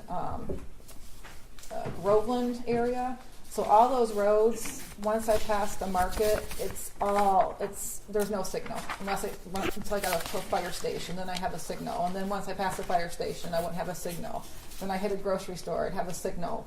Once it got past the grocery store all the way to the barn, I had no signal. Looking back on these texts now from March 9th, okay, seeing him say, there's someone in the house, I think. Someone walked in the bathroom and flushed the toilet, left the light on. Do you think he was having mental issues that day? No. What do you think, what is your conclusion about these messages at this time? He was just messing with us. Okay. Is this the kind of messing you previously talked about? Yes. All right. I want to go to March 20th. This is People's Exhibits 96 through 100. They established on this date you're out at the barn. This is you, yes? Yes. Okay. And another picture of you. Yep. And we've got data showing that you were out there, correct? Correct. Okay. And there's a text message exchange that was admitted as People's 96. I'm going to put that up on the screen for you, okay? Okay. So in People's 96, this is between you and your son, correct? Correct. He says, can you at least text back? You're asking, where's your dad? Text me when you're done yet? And he starts up with, I finished picking up the room. I cleaned until clothes started flying off the shelf. This stuff only happens when I'm home alone. I picked the clothes back up though. That's at, it looks like 2:34, and we may be off by an hour or so because it's that UTC. This one's -4. Your next text is jumping in shower, text your dad if I don't respond. And your text, no matter what the time zone is 6 hours later. Do you recall getting these texts? It's 2 days. Messages? It's 2 days and 6 hours later. Oh, I'm sorry, you're right. 2 days and 6 hours. So do you recall, though, getting these couple on the 20th about, I finished picking up the room, I cleaned until clothes started falling off the shelf? Do you recall that? Only when we got discovery. Okay. Now, looking back on these days, are you thinking, oh my God, he thought things were happening that were crazy? No. Do you think anything of it now? No. What do you think is happening in those messages? I just think he was messing with us. Okay, so those are 3 times where you guys are at the ranch and he's messing with you. Is that a fair statement? Yes. And at that time, that was months and months before November. It was in March. Is that correct? Yeah. Okay, so beyond March, was there other times where he was saying these goofy texts and messing around? No, I don't think so. So there's 2 more dates I need to ask you about. I'm going to go to April 4th, which was a Sunday, and that is going to be exhibit that was admitted 101, okay? So exhibit 101 are text messages, and these are between, who are these between? Those were between my son and his friend. Okay. Now, prior to this case, did you ever see any of these messages? I did not. Were you aware any of them existed? I was not. Okay, so this is from April 4th, and your son's saying, he's the one sending messages that say, I hear people talking to me and someone in the distance. I actually asked my dad to take me to the doctor yesterday, but he gave me some pills and told me to suck it up. Like, it's at the point I'm asking to go to the doctor. Was there ever a time where he asked to go to the doctor around this time? I don't think so, no. Then he says, my mom laughed when I told her. Was there ever a time where he's asking for help and you're laughing? No. He writes to his friend, and this is just later that night, but I'm having bad insomnia and paranoia, and I need help. I was thinking of calling 911 so I could go to the hospital, but then my parents would be really pissed. Okay, so this is all one long conversation. Is that right? Correct. He says, I'm going to ask my parents to go to the doctors tomorrow or Tuesday again, but this time I'm going to tell them about the voices. This text message or instant message thread, were you even aware of this? No. Do you remember any time where he came and talked to you and said anything about hearing voices? No. Do you recall there ever being a time where he asked you to go to a doctor or to get help and you said no? No. Or laughed at him? No. So when you see these texts with his friend, do you have any idea, and if you don't, that's fine, do you have any idea what he's doing with his friend? I don't have any idea. Okay. Do you know if him and his friend messed around with each other like you and your husband do with Speculation, him? Judge. If I'm sorry. If you'd have to have personal knowledge. When you were testifying earlier, you mentioned that your son and his friend would play within a Ouija board. Is that right? Right. When did that happen, or in relation to 2021? I know he got the Ouija board for Christmas of 2020. So for a few months after that, they were really into playing it, and then they got bored with it. And it's probably sitting on our shelf getting dust. Okay. On April 29th, I'm going to turn your attention to that day.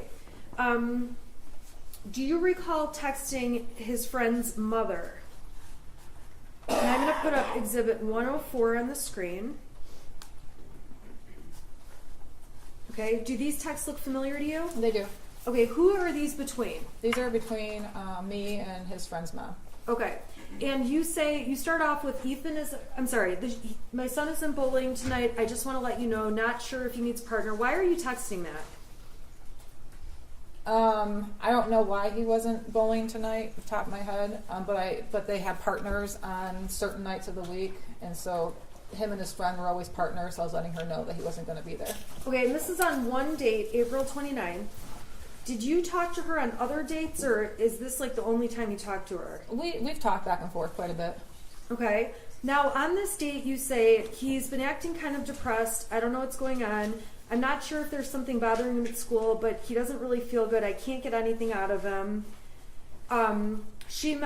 Friend's mom mentions he stayed home from school today, too. The only time they're happy is when they're together. Talking about grades. You mentioned, this is all new to me. I'm not used to my son being moody. He's usually pretty happy and will talk about anything. I do know he's been stressed about school and his grades.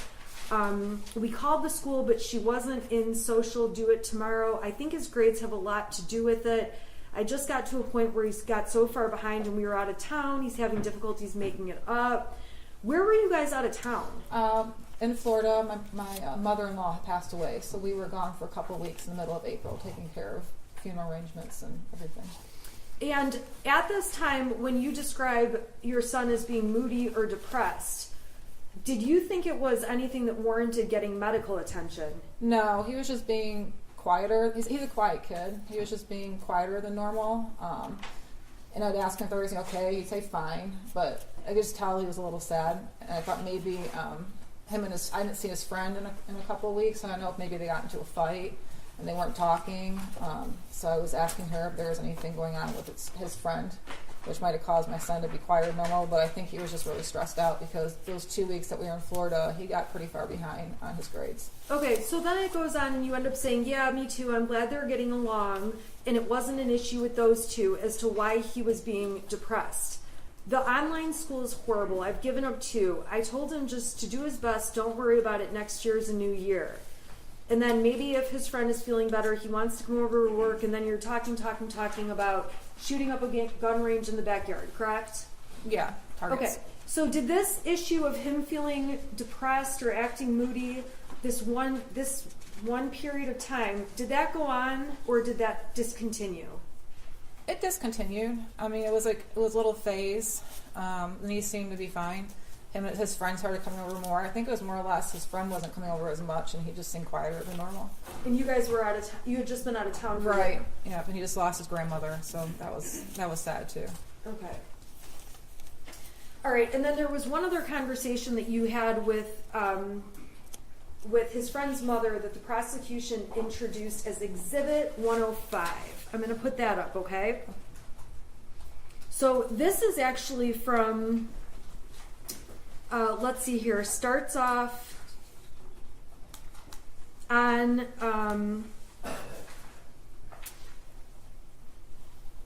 I'm gonna go to Halloween, so 10/31 of 21. You say to her, James filled me in on his friend last night. I'm so sorry you guys are having to make such a hard decision. Please let me know if you need anything. What was that about? We had found out the day before Halloween that his son, my son's friend, went to Wisconsin to an OCD treatment school.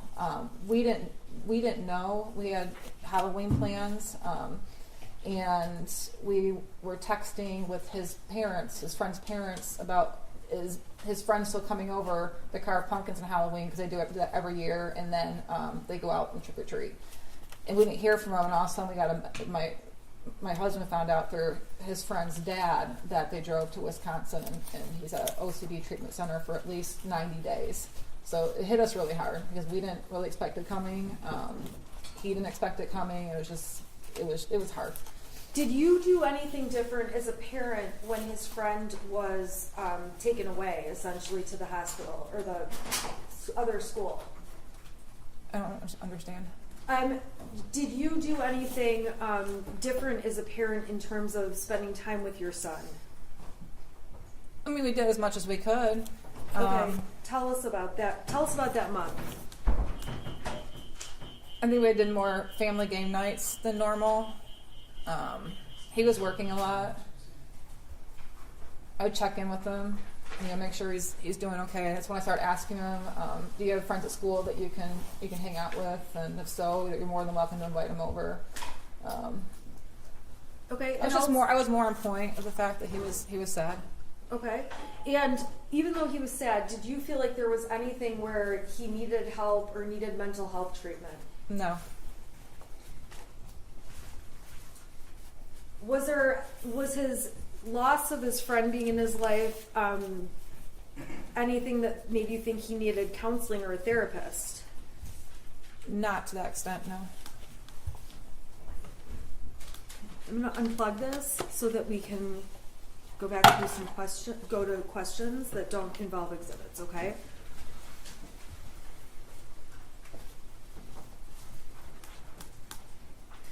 Okay.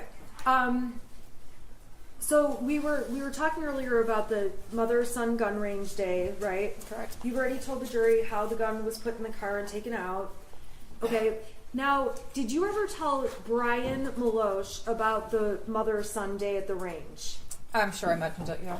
Did you ever tell Brian that the gun was in your vehicle? Yes.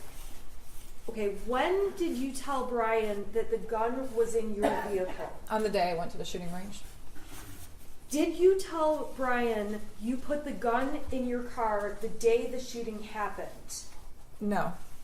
So when he testified to that, was that accurate? No, I think he was confused.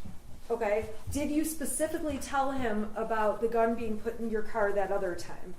Yes. Aside from that time that you drove to the range, was the gun ever in your car? No. Were you aware Brian had memory issues? No, I was not. Brian testified that he never met Ethan. Later in his testimony, he said he did. Did he ever meet Ethan? Yeah, a couple of times at the barn. Okay. And we went, he came to our house, he helped deliver a big TV that we got, and my son was there. Did you ever tell Brian anything about your son saying things or making you upset in any way like that? No. Did you ever tell Brian anything about he had mental health issues that you were worried about? No. So when we read your messages, which the prosecution admitted, the 77 pages, okay, it's fair to say the jury can read what you guys talked about and you reflect on you talk about the past with Ethan, correct? Correct. Okay, so the jury can read those. We don't need to go through those. You agree? I agree. Okay.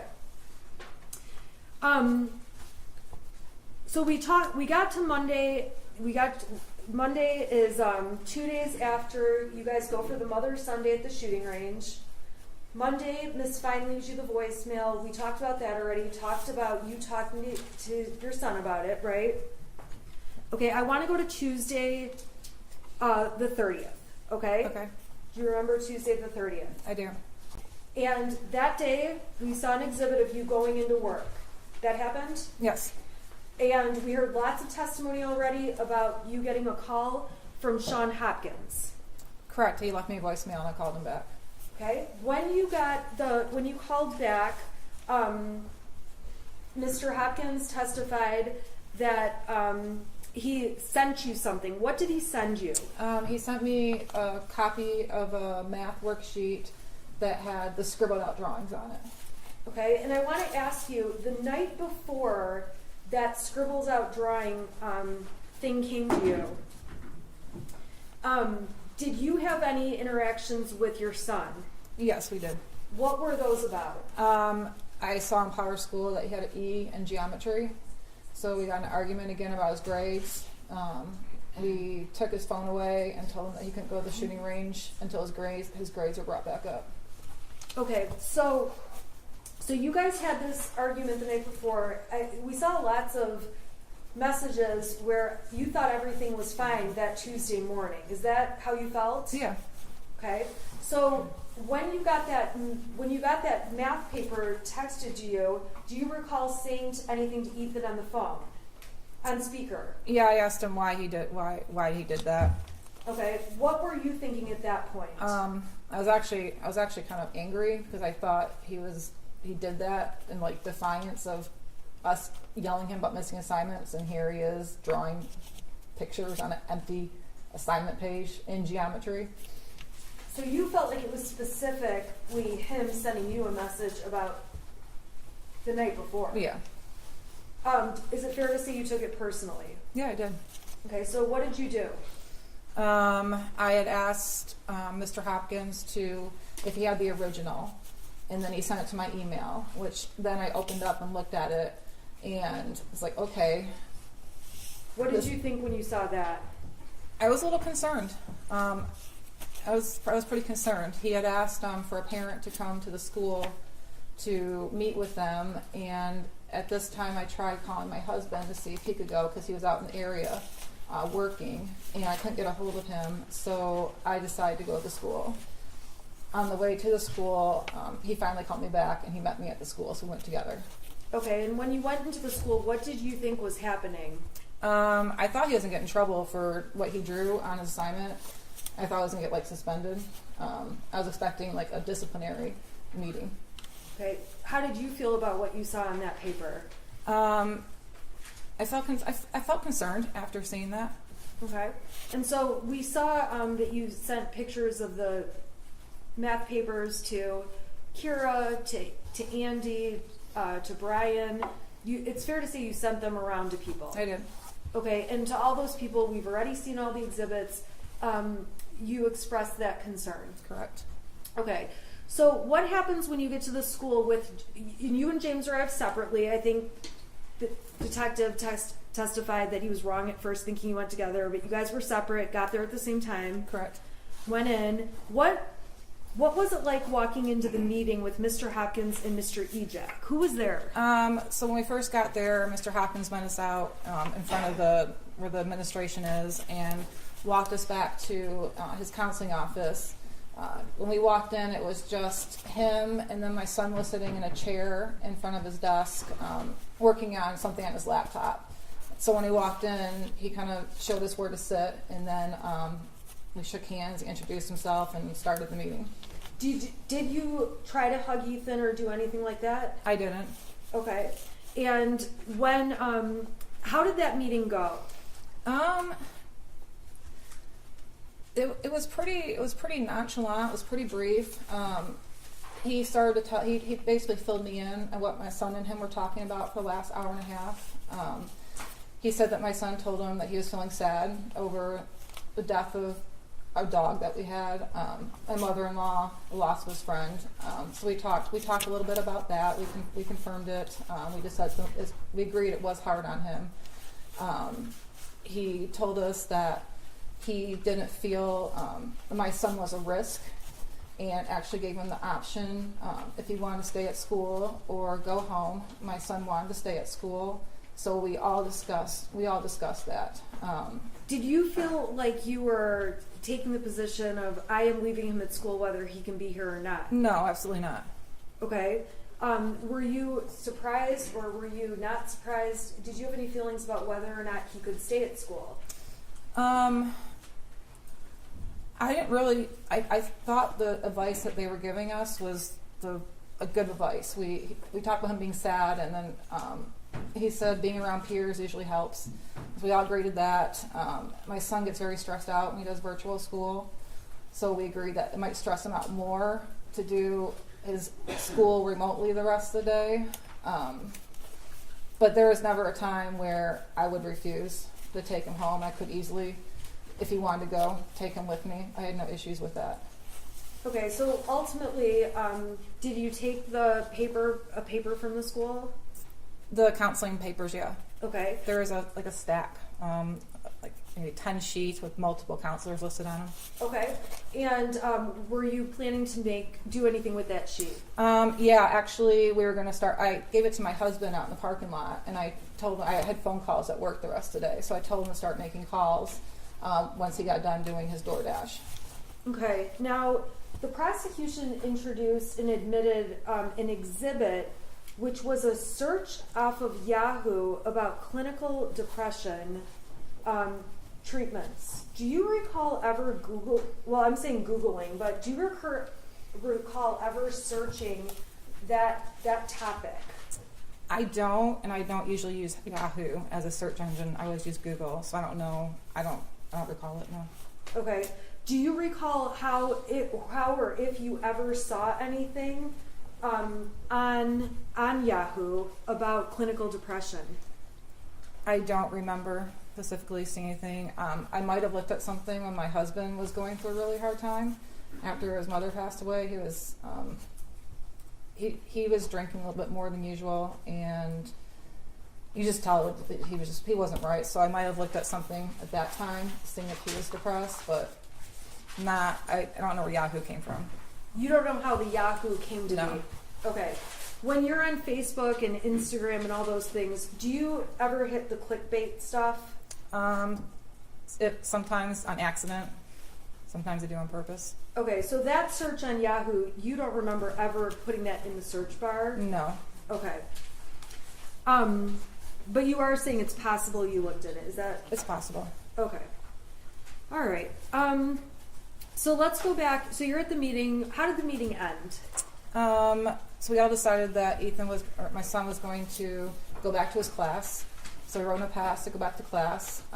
After he left, all four of us were in the meeting, and they asked if we had any questions, and we did not. And then I said, I'm going to go back to work. And we left, and I went to work, and my husband did DoorDash. And Did you mean to be abrupt about ending the meeting? I didn't think I was abrupt. Did you think you ended the meeting?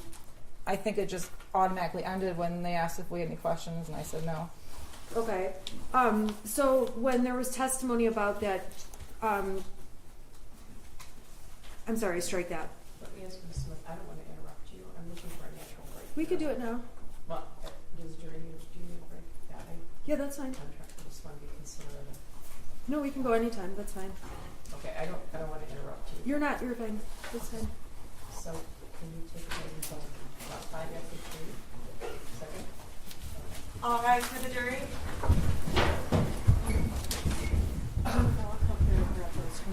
Is it okay if I grab these exhibits? Sure. Jennifer, I'm going to grab these from you.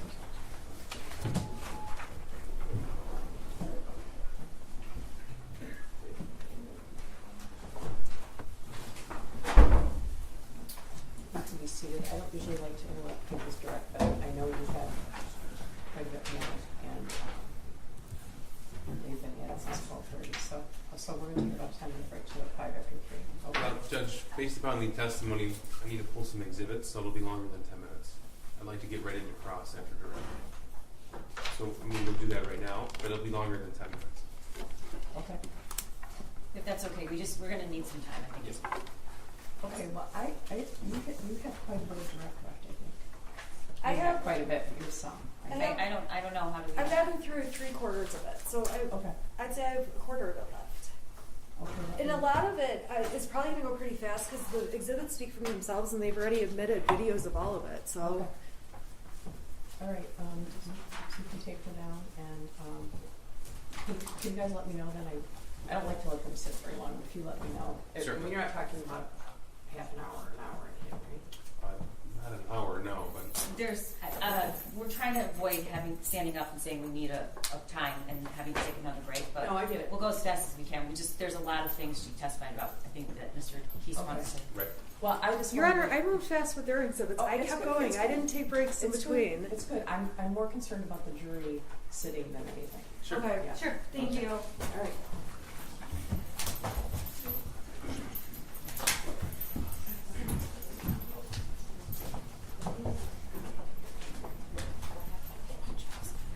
Jennifer, they're gonna take you down. They're gonna take you down, and then they're gonna bring you back up. Okay. They're gonna take you down, and then they're gonna bring you back up. Okay. Okay. Don't talk to anybody about his testimony.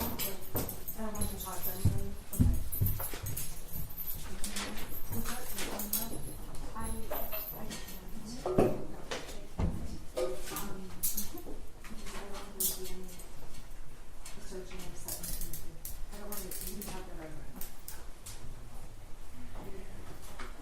Okay. Okay.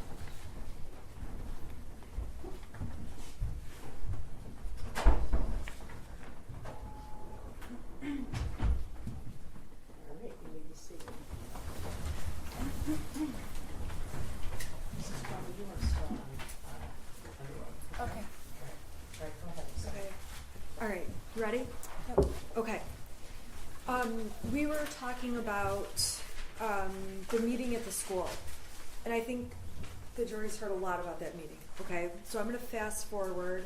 You go back to work, right? Yep, We saw the exhibit of you walking back in. correct. Okay, we heard Amanda Holland testify about how she gives you some advice. Do you recall her giving you advice? I don't. Is she somebody you go to for advice? No. Why not? We were never like friends outside of work, and she was Andy's administrative assistant, so it was just formalities really with her. We didn't really have anything common. Her child was real young. I had a teenager. Okay. All right, I want to go to the time where you heard there was an open shooter. The jury's already heard how you heard about that, okay? And we know you got in your car, you drove up to Oxford, right? Correct. Okay. We heard about the description of that caravan. Did you see that caravan? Yeah, I joined it, a black SUV, and that was my fastest way to get to the school. Okay, so you actually were a part of that with all the law enforcement officers all headed up. Yep, I just kind of jumped in. What is that, Lapeer Road? It started on 75. I work at Square Lake and Telegraph, so I got 75 from Square Lake there, and it was well before the M24 exit. I would say about a quarter of a mile. Traffic was backed up. Okay. Now, you sent a text, and if you need to see it, let me know. You sent a text to your son that says, "You can talk to us." Why did you send him that? After I left the meeting, I knew that he was sad about things, and I just wanted to let him know that he can talk to us about anything. Just wanted to make sure I opened that door. Just let him know that we're there for him. We love him. Okay, and he said he loved you. Do you recall that? I do. Okay, was there anything unusual about that? Yeah, he's at that age where it was hard to get I love yous back out of him. For me to open my text and just see him randomly saying I love you was abnormal for him. Okay, did you think anything at that point? No, not right at that point. I think I said text back I love you too. I don't remember. I believe I did. Yeah. Okay, and later in the thread you say don't do it. So when you hear there's an open shooter at the school, I want to know in your mind, what do you believe is happening? Well, my husband had called me when I was still at work, and he said there's an active shooter at Oxford High School, and I can't get a hold of Ethan. And that's when I opened my phone and I saw the I love you text. And then I texted him, are you okay? In the process of it, I was getting my stuff and running out the door, letting my boss know that I had to go to my son's school. It was on 75 when I was trying to get to the exit that my husband called me and he asked me where I hid the bullets, and I told him, and then he said the gun is missing. So instantly, I'm like, oh my gosh, he's got the gun. I didn't actually think he was at the school shooting it. I thought maybe he walked home and got the gun and was in the field by the school. I didn't imagine my son actually going into a school and shooting. And then when we got more updates, I was like, oh my gosh, he's a school shooter. He's going to kill himself, because in my mind, that's what school shooters have done. They've killed themselves after. So I yelled in my talk to text, Ethan, don't do it, because I thought he was going to kill himself. At that point, did you think Ethan had killed anyone? No, I didn't even think he shot anyone at that point.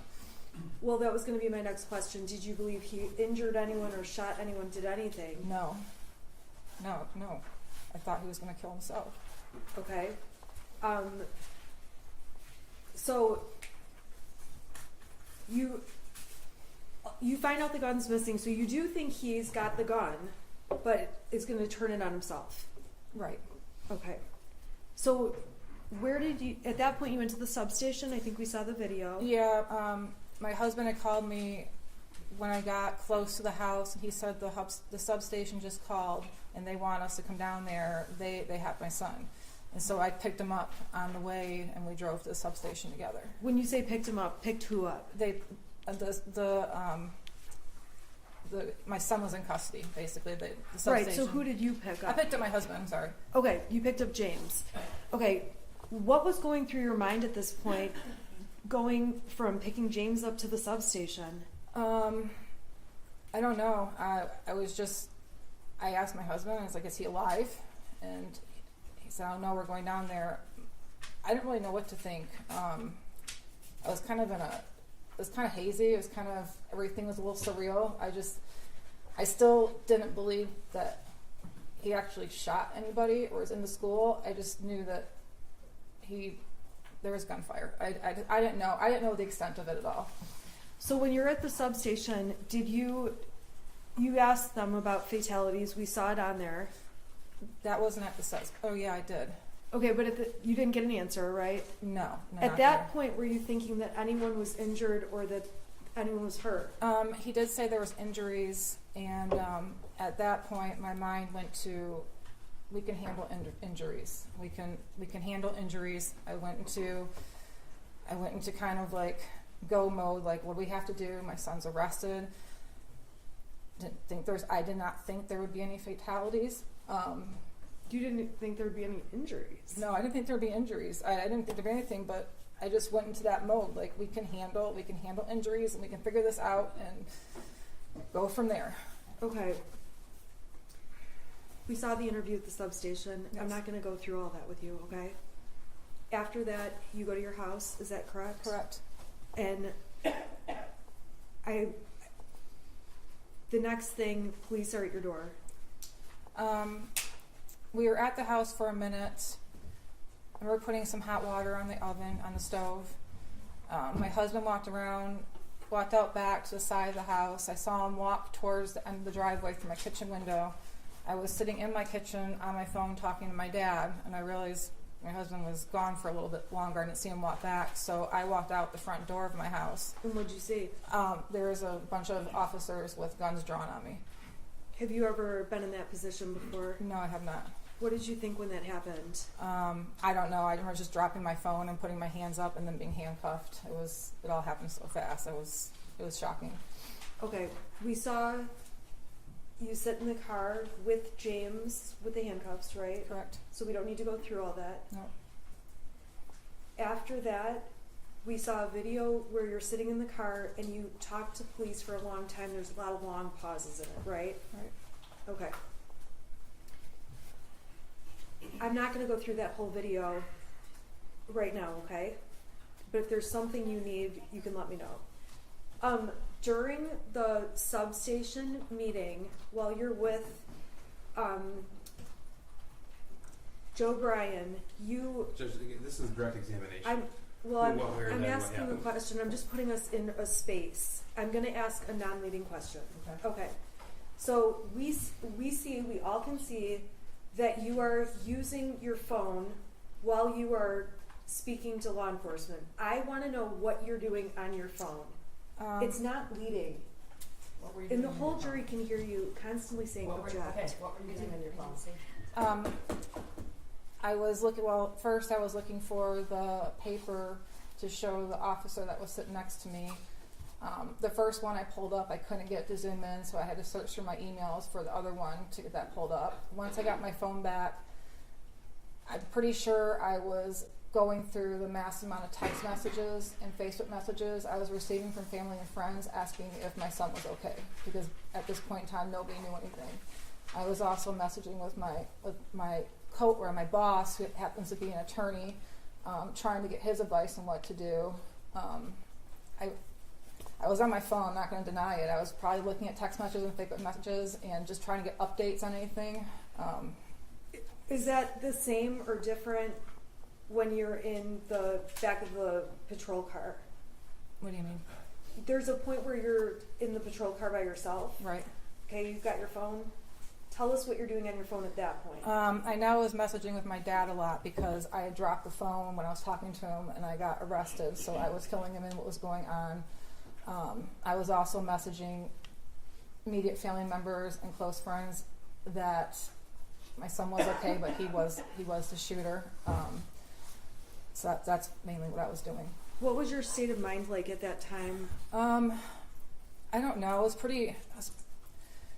it was pretty numb. I didn't really believe. I had a hard time. I don't know. I was numb. I didn't really believe like everything was happening the way it was. It was surreal. My mind was in all different places.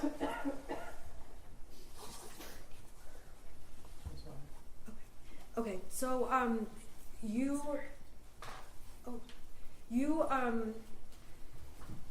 when did you find out there were fatalities? In the back of the car when I was by myself, and I asked the officer, and he told me there was 4 fatalities. That's on the video. Yes. I'm not going to ask you questions about that, okay? All I can hear is object, and it's very distracting. I would ask them to write notes or something because it's very distracting. Okay, I can hear them, but just try and keep your voices down, please. I didn't see the word object. Okay. Okay. We're not saying object. Okay, well, she can hear you saying something apparently, so. Okay. So this is the time where you find out there's fatalities. I'm going to move on to a different topic. On your cell phone, do you have a habit of deleting messages? Usually it's threads. Okay, explain to the jury what you do, because go ahead and explain. Well, on Facebook, I do a lot of Facebook Marketplace, so I get a lot of messages. What's Facebook Marketplace? Where you buy and sell things. So the first main screen of my phone will get clogged up with Marketplace messages, so I'll just delete threads. My main people come up that I talk to on a regular basis. If that starts getting full, I delete those threads too. Same thing with text messages. I delete threads until the main people I talk to are up on the main screen, so I don't have to scroll down to find them. Okay, so is that a habit that you started that day, that month? When did you start doing this deleting text thing? Pretty much when I got a cell phone. I've always done that. Okay. Did you go out of your way, in this case, to delete like certain messages? Not intentionally, no. And so when there's a message they say you deleted that indicates the gun was locked, do you recall deleting that message? No, I completely forgot I sent that message. Or unsending it, I'm sorry. No, I don't remember. Okay, there's another message that is unsent talking about we did everything right, that kind of thing. Do you recall unsending that message? No. Okay. So when law enforcement got found that there was a lot of deleted content, does that surprise you in any way? No. And you don't dispute, you've seen a lot of text message threads that have been admitted. You agree those were a lot of the messages going on, is that right? Right. And a lot of those are what were deleted. Correct. Okay. So after you're interviewed, there was a point where the police tell you and James you guys need to leave the house, is that right? Yes. Where did you guys go? We went up to the first time we ended up going to the Holiday Inn Express and sitting in the parking lot trying to figure out what was going on, waiting for them to call us. Was there a point you had to go back to the house? Yes, they called us to come back to the house. Did you know why you're going back? They told us that the search was over and they just wanted us to come back to the house. Okay, so when you got back to the house, what happened? We went into the house and then the detective asked for our cell phones. And were you reluctant about giving over your cell phone? Yes, I was. Okay, why is that? Sounds bad, but my life is in my cell phone, my contacts are in my cell phone, everything I need is in my cell phone. I don't memorize phone numbers, I have an emergency going on, and they're taking my only means of contact away from me. Okay, there was a suggestion to go get burner phones or track phones, prepaid phones. Correct. Did you do that? Yes, we did. Okay, so there was evidence, you went to Walmart in Lapeer, does that sound right? Yep. And we saw the receipts. There's been a lot of text messages about threats. Tell the jury about what you were receiving. We were receiving so many threats on let me back up. On our new track phones, in my Facebook Messenger, there was a ton of threats. I wasn't getting text threats on my new track phone because I had my number, but my Facebook Messenger was blowing up with threats. Once I got into my email account, that was blowing up with threats. People found my Realtor.com profile that I hadn't had for years and were sending me messages through that. I had people sending me screenshots of text threats they found that I didn't know about. How were you feeling at this point? I was feeling pretty scared. Okay, scared of what? Well, scared that somebody might hurt us. Okay. At that point, did you ever go back home? This is the first time, right? I'm talking after you bought the track. Oh, phones. no, we went to the hotel in Lapeer. Okay. So you go to the hotel in Lapeer, and then how long did you stay there? Just one night, Okay, so that was the night of the 30th. the 30th. Okay. What did you do on the 1st? We woke up. I knew I had to make arrangements. I had a senior dog and 2 cats still at the house. I didn't know what to do with. My neighbor was sending me updates, letting me know that there was still media around my house, that my house had multiple random pizza deliveries that people were calling in. So I had to get dog food for our dog, and I met her at the actually in the church parking lot behind Red Naps that afternoon to give her the food. Okay, and I believe that we've heard about that and saw the GPS stuff. Did you go to any banks? Not on that day. Okay, did you go anytime that week? Yes. All right, why were you going to banks? When all this unfolded and we found out that it was my son that was a shooter, I get a lot of advice from my dad. My dad's been involved in some civil suits before.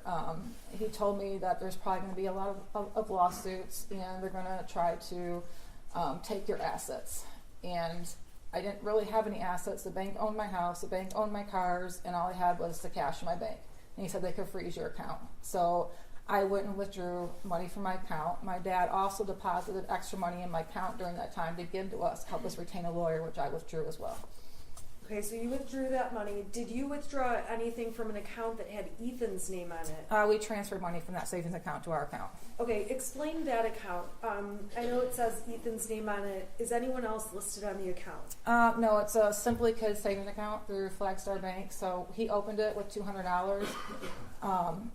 I don't think he really had any more than $100 left after things he wanted to buy, but I transfer money from my check into that account, so we kind of use it as a savings account too.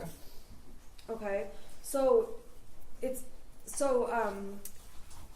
did you leave any money in that account? If we did, it was very little. Okay. So on December 1st, we heard testimony already that your son was charged. You watched online. Is that accurate? Correct. Okay. We heard on the 1st, did you guys stay at the hotel in Lapeer, or did you go somewhere else? No, we went to the extended stay in Auburn Hills. Okay. Why is that? Probably for the cheapest rates, and it was a decent hotel. Not any other reason why. Okay. So how long did you end up staying at the extended stay in Auburn Hills? We ended up staying there for 2 days. Okay. And then we've heard testimony that charges were going to be announced at some point. Did you know when charges would be announced? No, I was kind of following the news articles, trying to get updates. My cousin was sending me a lot of texts, saying, I think they're going to charge you too. We didn't think I would get charged, maybe my husband, because the gun was in his name. So we had an awareness of it, but I don't think it really actually set in that it was going to happen until it did. Okay. So we heard testimony that on December 3rd, you end up at an art studio. Explain to us what was the hotel? Extended stay in Auburn Hills. Correct. Okay. Tell us all where you went. How do you get from that hotel to the art studio in Detroit, and why? Give us the rundown. So we ended up going to Owasso to get our normal cell phones. We couldn't shut down accounts.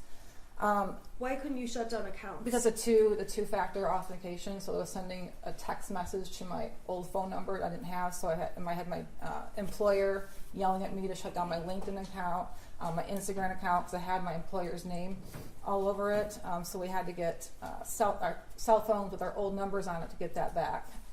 Were you trying to deactivate Facebook and stuff too? I was trying. Well, I already deactivated Facebook. My husband needed to deactivate his Facebook. I had to deactivate LinkedIn and Instagram, and I couldn't get into my email on my burner phone because of that two-factor authentication code thing. Okay, so you guys went to Owasso and Yes. got what? We got regular cell phones with our old numbers on it. Okay. Then what? Then it's when Andre, my friend, called. Is there any reason you went to Owasso to get those phones? Yeah, we didn't feel safe in the local area. Okay, so you drove like the hour they tested. Okay. All right, so then what? So my friend Andre, who owns the art studio, called and was checking in to see how we were doing, and he wanted to stop by our hotel. It was the night of the 2nd. So he actually came to our hotel that night, and he invited us to come to his art studio the next day just to be around a friend, he wanted to buy us sandwiches, he wanted to show us art studio. He's just a really nice guy that was just offering a friendship during that time when we didn't know what was going on. So that's how we ended up going to the art studio. Okay, how did you get to the art studio? I drove. Okay, drove what? I drove my car, and with my husband left our other car at the hotel. Okay, so we've heard about how one car is like left at this hotel. That's because you guys went together to Correct. Detroit. Correct. Okay. Did you know you were going to get charged at that point? We had heard they might announce charges sometime that day. Okay, but I want to know, did you know you were definitely being charged at that point? Oh, no. Okay, so tell us what happened when you got to the art studio. I think we saw him show you where to park. Is that what happened? Yeah. Why did you park where you parked? I was parking close to the dumpster, and he told me to move away from the dumpster because people like to throw stuff out there. So I moved. He showed me where to park, so I wasn't taking anybody's parking space or blocking the dumpster or any of that. Okay, so then what did you guys do that day? He showed us around the building, and then we went to the art studio. Andre had a business meeting, I think at 11 o'clock that day, and so he left the building for a little bit. He came back after charges were announced. So he came back when we found out we were getting charged. He brought sandwiches back. At that point in time, How were you feeling at that point when you found out you're getting charged? just freaked out. I've never been charged anything in my life. Okay, so you've never been charged with a crime like this? Like this, correct. Okay, of this magnitude. Correct. All right. So so you know you're charged, or you know that they want you. What was your plan at that point? Well, I was in touch with my attorney. Me. You. And I was taking your advice that we're going to turn ourselves in. When were you planning to turn yourself in? The next day, so it would be Saturday morning. Okay, why was that? That's when the Novi court was doing arraignments that day. Okay, so on Friday, the whole afternoon, you know you're being charged. That afternoon, what was your plan at that point? Or what were you doing at that point? I was debating whether or not to go back to Auburn Hills and stay at the extended stay. And I think this is before we even knew there was a manhunt out for us. Okay, Your Honor, may I approach the witness with the defense exhibit, proposed exhibit A? The prosecution has received it. No objection. Do you object to submission? Okay, thank you. Okay, A is admitted. Can you tell the jury what that document shows? It's a Priceline.com travel itinerary, year trip from December 1st. Okay. Last visited 12/3/2021. Okay, so when on 12/3, are there also searches for another hotel?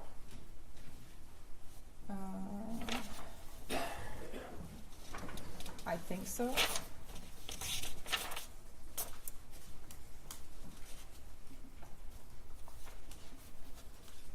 Yeah, there's a Priceline checkout, Auburn Hills, 12/4, 12/5. So I think I was looking at for those dates. So you were planning to, is it fair to say then you're looking for a hotel? Objection deleting.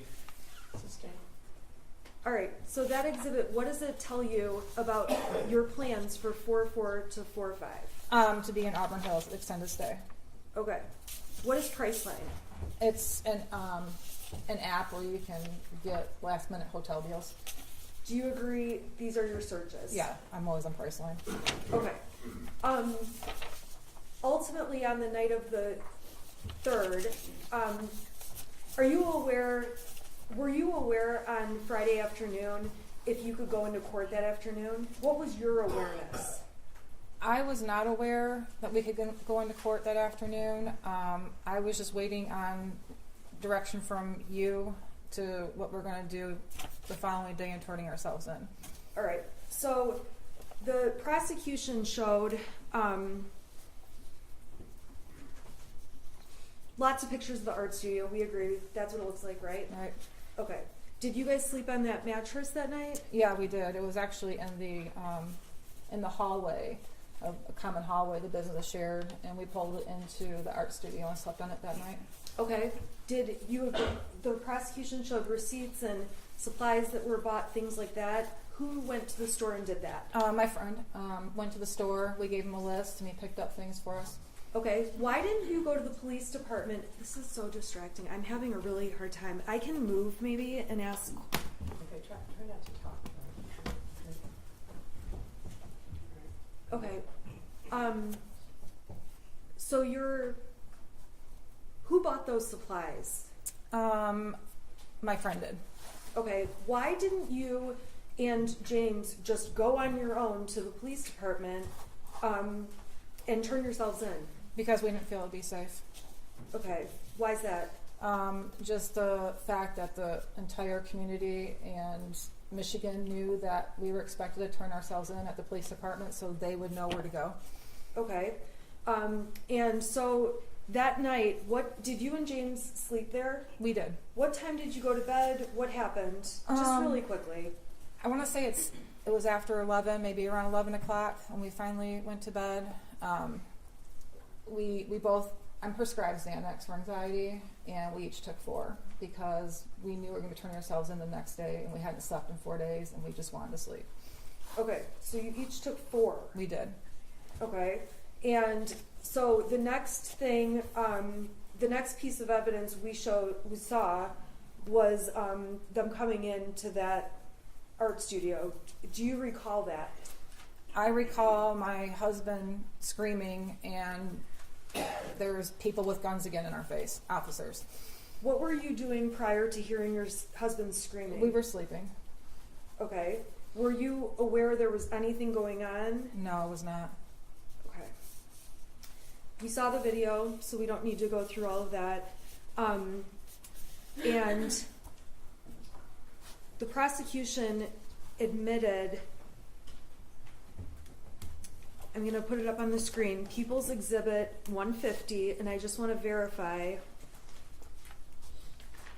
with you. I'm sorry, can you turn it on actually?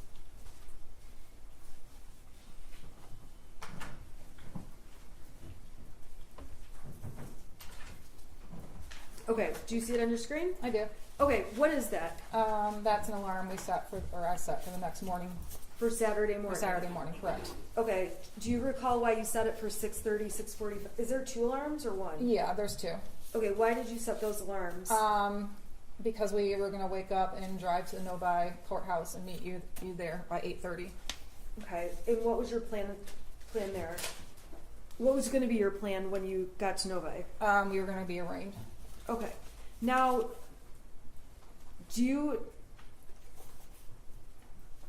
there was Everything's still evidence. up. Oh, whoops. There was evidence that your purse and belongings were found in totes there. Do you remember seeing all those pictures? I do. Okay, tell the jury why those were your purse and personal effects were in those bins. I didn't know if we were going to jail. I didn't know if we were going to be bonded out. I didn't know what was going to happen. So I had told my friend where I left my purse and my backpack, where I did have pretty much all my money in it, to grab those the next day or when he's at the studio. He's not usually there on the weekend. So I put them in the totes just for extra precaution. In some of the messages the prosecution admitted, you say that you failed as a parent.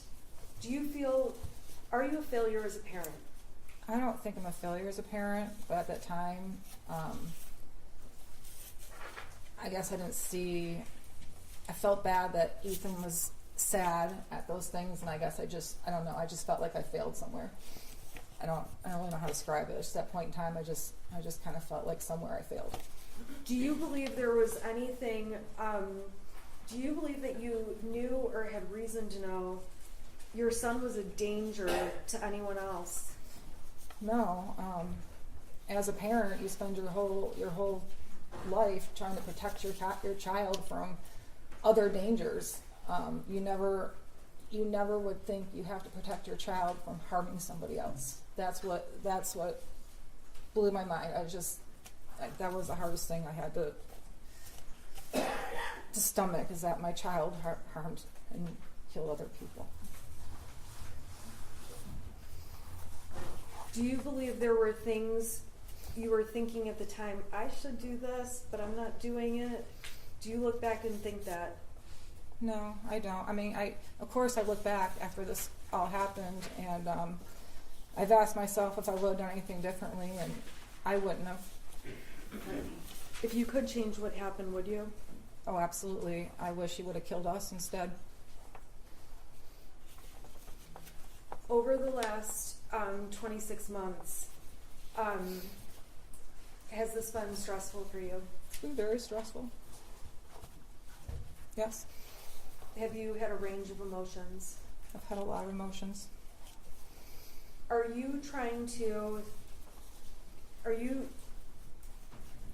Do you believe you are the victim here? I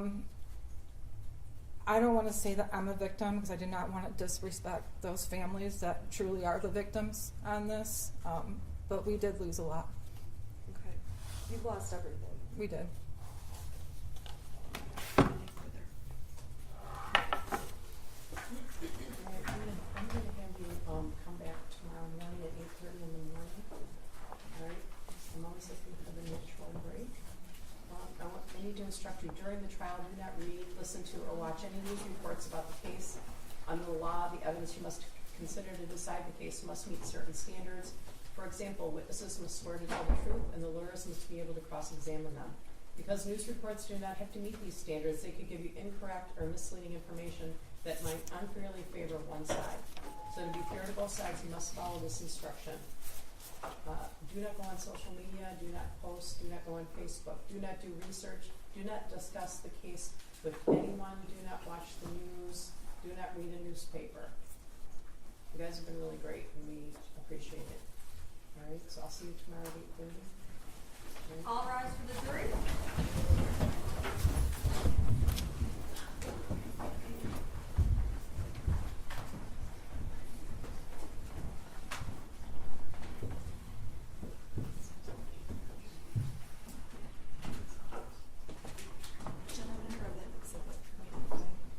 I will let the jury go right now so that I can ask if there's anything. You can sit. Is it okay if she comes out? Yeah, she can step back. You can be seated. This is not your jury, though, so here's your cross. You're going to do cross tomorrow Yes. morning. And then, do you know what you're going to do next? I don't. Your Honor, my client and I have a number of witnesses on our list. Okay. And to be quite frank, I'm going to go to meet with her. Okay. Or I have arrangements to meet with her. Okay. I have opinions about what we should do. I know that our opinions have not matched, and so we need to have some discussions. Okay. I just don't know who I'm going to be calling based on that. But the prosecution has my list. Okay. It's the same as it's been. Nothing's changed. Okay. I actually have 2 names I can give them that I know I'm not going to call. Judge, shortly before trial, the people filed a notice of intent to omit something should the defense counsel assert a privilege, that privilege being attorney-client communication. Questions asked of the defendant, I believe, cause a revisiting of that ruling. Okay, meaning what? What do you mean? Meaning that there was a thumbnail photograph recovered off of the defendant's phone from a time period where the police were on scene at 1111 Bellevue in Detroit. The defendant has testified that she was waiting to hear for instructions from Ms. Smith. She can't testify to any communications between herself and her attorney without waiving the privilege. That privilege has been waived. We should be now entitled to explore what that text message was. The timing of it was very important, especially considering the timing of the 911 call in Detroit, as well as the timing of the fugitive team's arrival in Detroit, and the timing of the arrest of the defendants. Are you talking about the text that I already saw? Yes, Judge. The 2-word text? Now, but the issue is, when it was seen, it was immediately closed because it was recognized as potential. Okay, I understand that. I guess I'm asking you to be more specific without me being more specific. Well, there were 3 texts, not 2 words. Okay. No, is that what I saw already? Yes. Okay. So, I guess a few things come to mind. When I received that, we had a previous motion about this. It's unclear to me whose phone that was. That's just one thing among many other issues. Right. We can't explore it if it's a potential attorney-client communication. So it was never investigated. That's why we brought it to the court's attention and counsel's attention immediately. Your And Honor, that's after consultation actually with the Michigan State Bar Ethics Hotline. Well, one of the reasons I asked you that is because I know there were 4 phones from there, and 2 of the phones didn't have specific numbers. I don't know if that came from one of the phones that specifically belonged to one of the defendants. Yes. The answer to that question is yes. Okay. Your Honor, if I may, when I was questioning my client, I was asking her what her plan was, what she was planning to do. She said what she was planning to do. I didn't expect she was going to say anything about me. I thought she was just going to say we were waiting for information, we were waiting to turn ourselves in, waiting for directions, and we had a backup plan. We'll go to court on Novi in the morning. I don't believe she's opened attorney-client privilege as to this topic. And to be honest, I don't even know what they would have. This hasn't been an issue since the beginning of the case. It's not just the privilege, it's also to impeach what we believe to be false testimony. That's important in cross-examination. Your Honor, the prosecution has tried to make me a witness, but I've made arrangements often with law enforcement and prosecution teams to turn my client in. Okay, I have never seen. The police are not required to wait.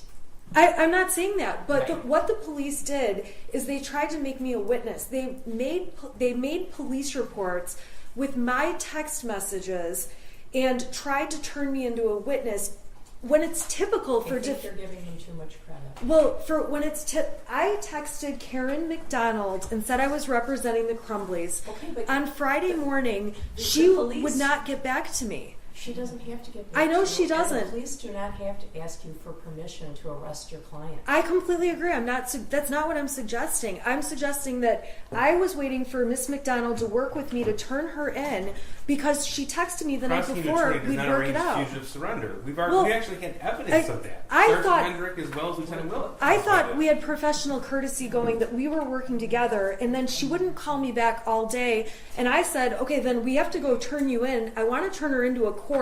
So we went to the Novi. We were going to the Novi court at 8:30 because they do weekend arraignments. Okay, I've heard all of this before, but the thing is, you cannot testify to this. I understand, but I'm saying that the prosecution is trying to make me a witness by I'm having them trying put to keep police within the reports guidelines. together. That's why we had the waiver. This came up from the beginning of the case. There was I concern about that. I agree with you, and Right. I thought the concern was over because they dropped it, and I I had to bring it up No, yesterday. they didn't drop it. It's just been dealt with in waivers and motions and things like that. So, if your client raises something, I guess I'd want you to specify whether it's in a filing exactly what you're saying or exactly what you want to admit, because I think that we're, treading on difficult ground that Judge- we've been treading on since the case started. We signed a waiver specifically for this. It was Not for March this. of 2022 that paragraph 13 of that waiver, the defendant will not be able to use, and actually the court on the record said, Ms. Smith, you understand that flight is issue, and an issue in this case, the court remembers, but it was early on in this case. Your That's why Honor- we had the waiver. Okay, Could the wait, court- I can't interrupt I'm each sorry. other. We can't interrupt each other. So I guess tell me what you're specifically requesting. So Because- we need, The chronology, because she says she was asleep when the police are hitting the door or whatever it is. yes, it goes into all of that. It goes into all of that. So there's again, this was a thumbnail of a text message that we immediately, the individual at the prosecutor's office who saw it, immediately closed it because he recognized a potential attorney-client material. Before he did, he noticed the timestamp on that. The timestamp is exactly, I think it's actually 2 minutes off of a timestamp from a text message between Ms. Smith and Sergeant Hendrick, where Ms. Smith indicated she cannot get a hold of her client. Now, I want to cross-examine Jennifer Crumbley specifically about that because she put that an issue in front of the jury. Okay, specifically about whether or not she was in contact with her lawyer. Can you just have a minute, please? I guess one of the problems is you can't use your shield as a sword. That's a problem. Your Honor, I'm suggesting that if my client opened the door to that in any way, that you instruct the jury they're not to consider it and strike that testimony. We did not intend to open that door. I don't even remember, and I don't even know what that text message is. I saw that. I obviously responded to their filings. I have no memory of that text or this timing. So, Okay, what does that have to do with anything? well, I'm just saying that I would just say that this should just be instructed to be inadmissible and tell the jury to absolutely ignore any testimony about any communications with the attorney. The waiver, the defendant signed the waiver. Defense counsel signed the waiver. It's, again, sword and shield, Judge. This is exactly what counsel is doing. And we can have someone from computer crimes extract any conversations, communications between the defendant and her attorney. The court can review it in camera. I think that you're specifically trying to impeach her statement that I did not talk to my lawyer that night. I'm trying to remember the exact statement. Well, the timing of when she was awake, when she sent the message, the fact that she indicated that she was asleep, the method in which she indicated how she fell asleep, and with the assistance of 4 Xanax. It's important to explore those particular details, Judge. The timing is crucial. Okay, well, I might allow you to ask the question. You said you were asleep at 11 o'clock because you took 4 Xanax. I might allow you to ask, isn't it true that you texted your attorney at 11:03 or whatever it is? I might let you ask that. But the thought that you want me to do an in-camera review of every communication between Mrs. Crumbley and an attorney that could potentially breach the attorney-client privilege, I'd be satisfied with just that timing, that message, Judge. okay. Well, I guess I'm going to invite you. I feel like every night you're getting a homework assignment. Of course, I have my own homework assignment. But if you would like to send me a case, do a short memo, anything like that you'd like me to read at 4 o'clock in the morning when I should be sleeping, Judge, that's what I'll do. the issue is that Jennifer Crumbley testified that she did what she did because her lawyer told her to. That's the crux of it. And there's evidence to the contrary. And I want that evidence to be admitted. Okay, are you specifically, okay, those are two different things though. Are you specifically talking about the text that we dealt with last week? Or are you talking about other communication that was dealt with previously? I think last week is the one we're referring to, Judge. That's Okay. All right. the motion that was filed. Okay, There's also text messages from Ms. Smith to an officer. There's no privilege there. there's no privilege. Correct. So that's naturally going to be part of cross-examination. Okay. But specifically right now, I want the court to review that, and we're asking permission to cross-examine on that, Judge. Okay, well, I think I'm gonna have someone from my staff go back and see what the specific statement was about that. That's for starters. And additionally, if you would like to give me any law on the issue, I don't know if there's any law beyond what we briefed last week, but Well, that's why the waiver. yeah, the waiver.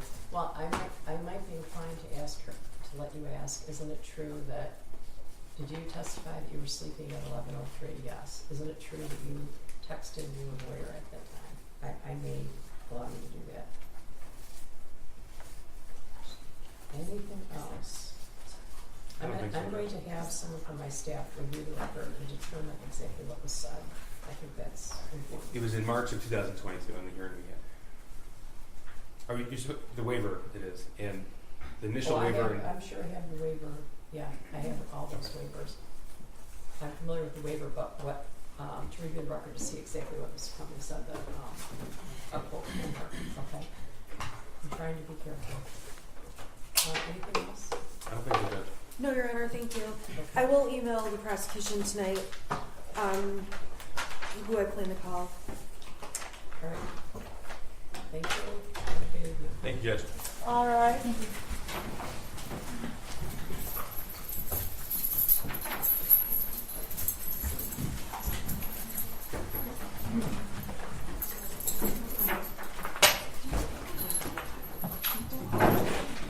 You may be seated.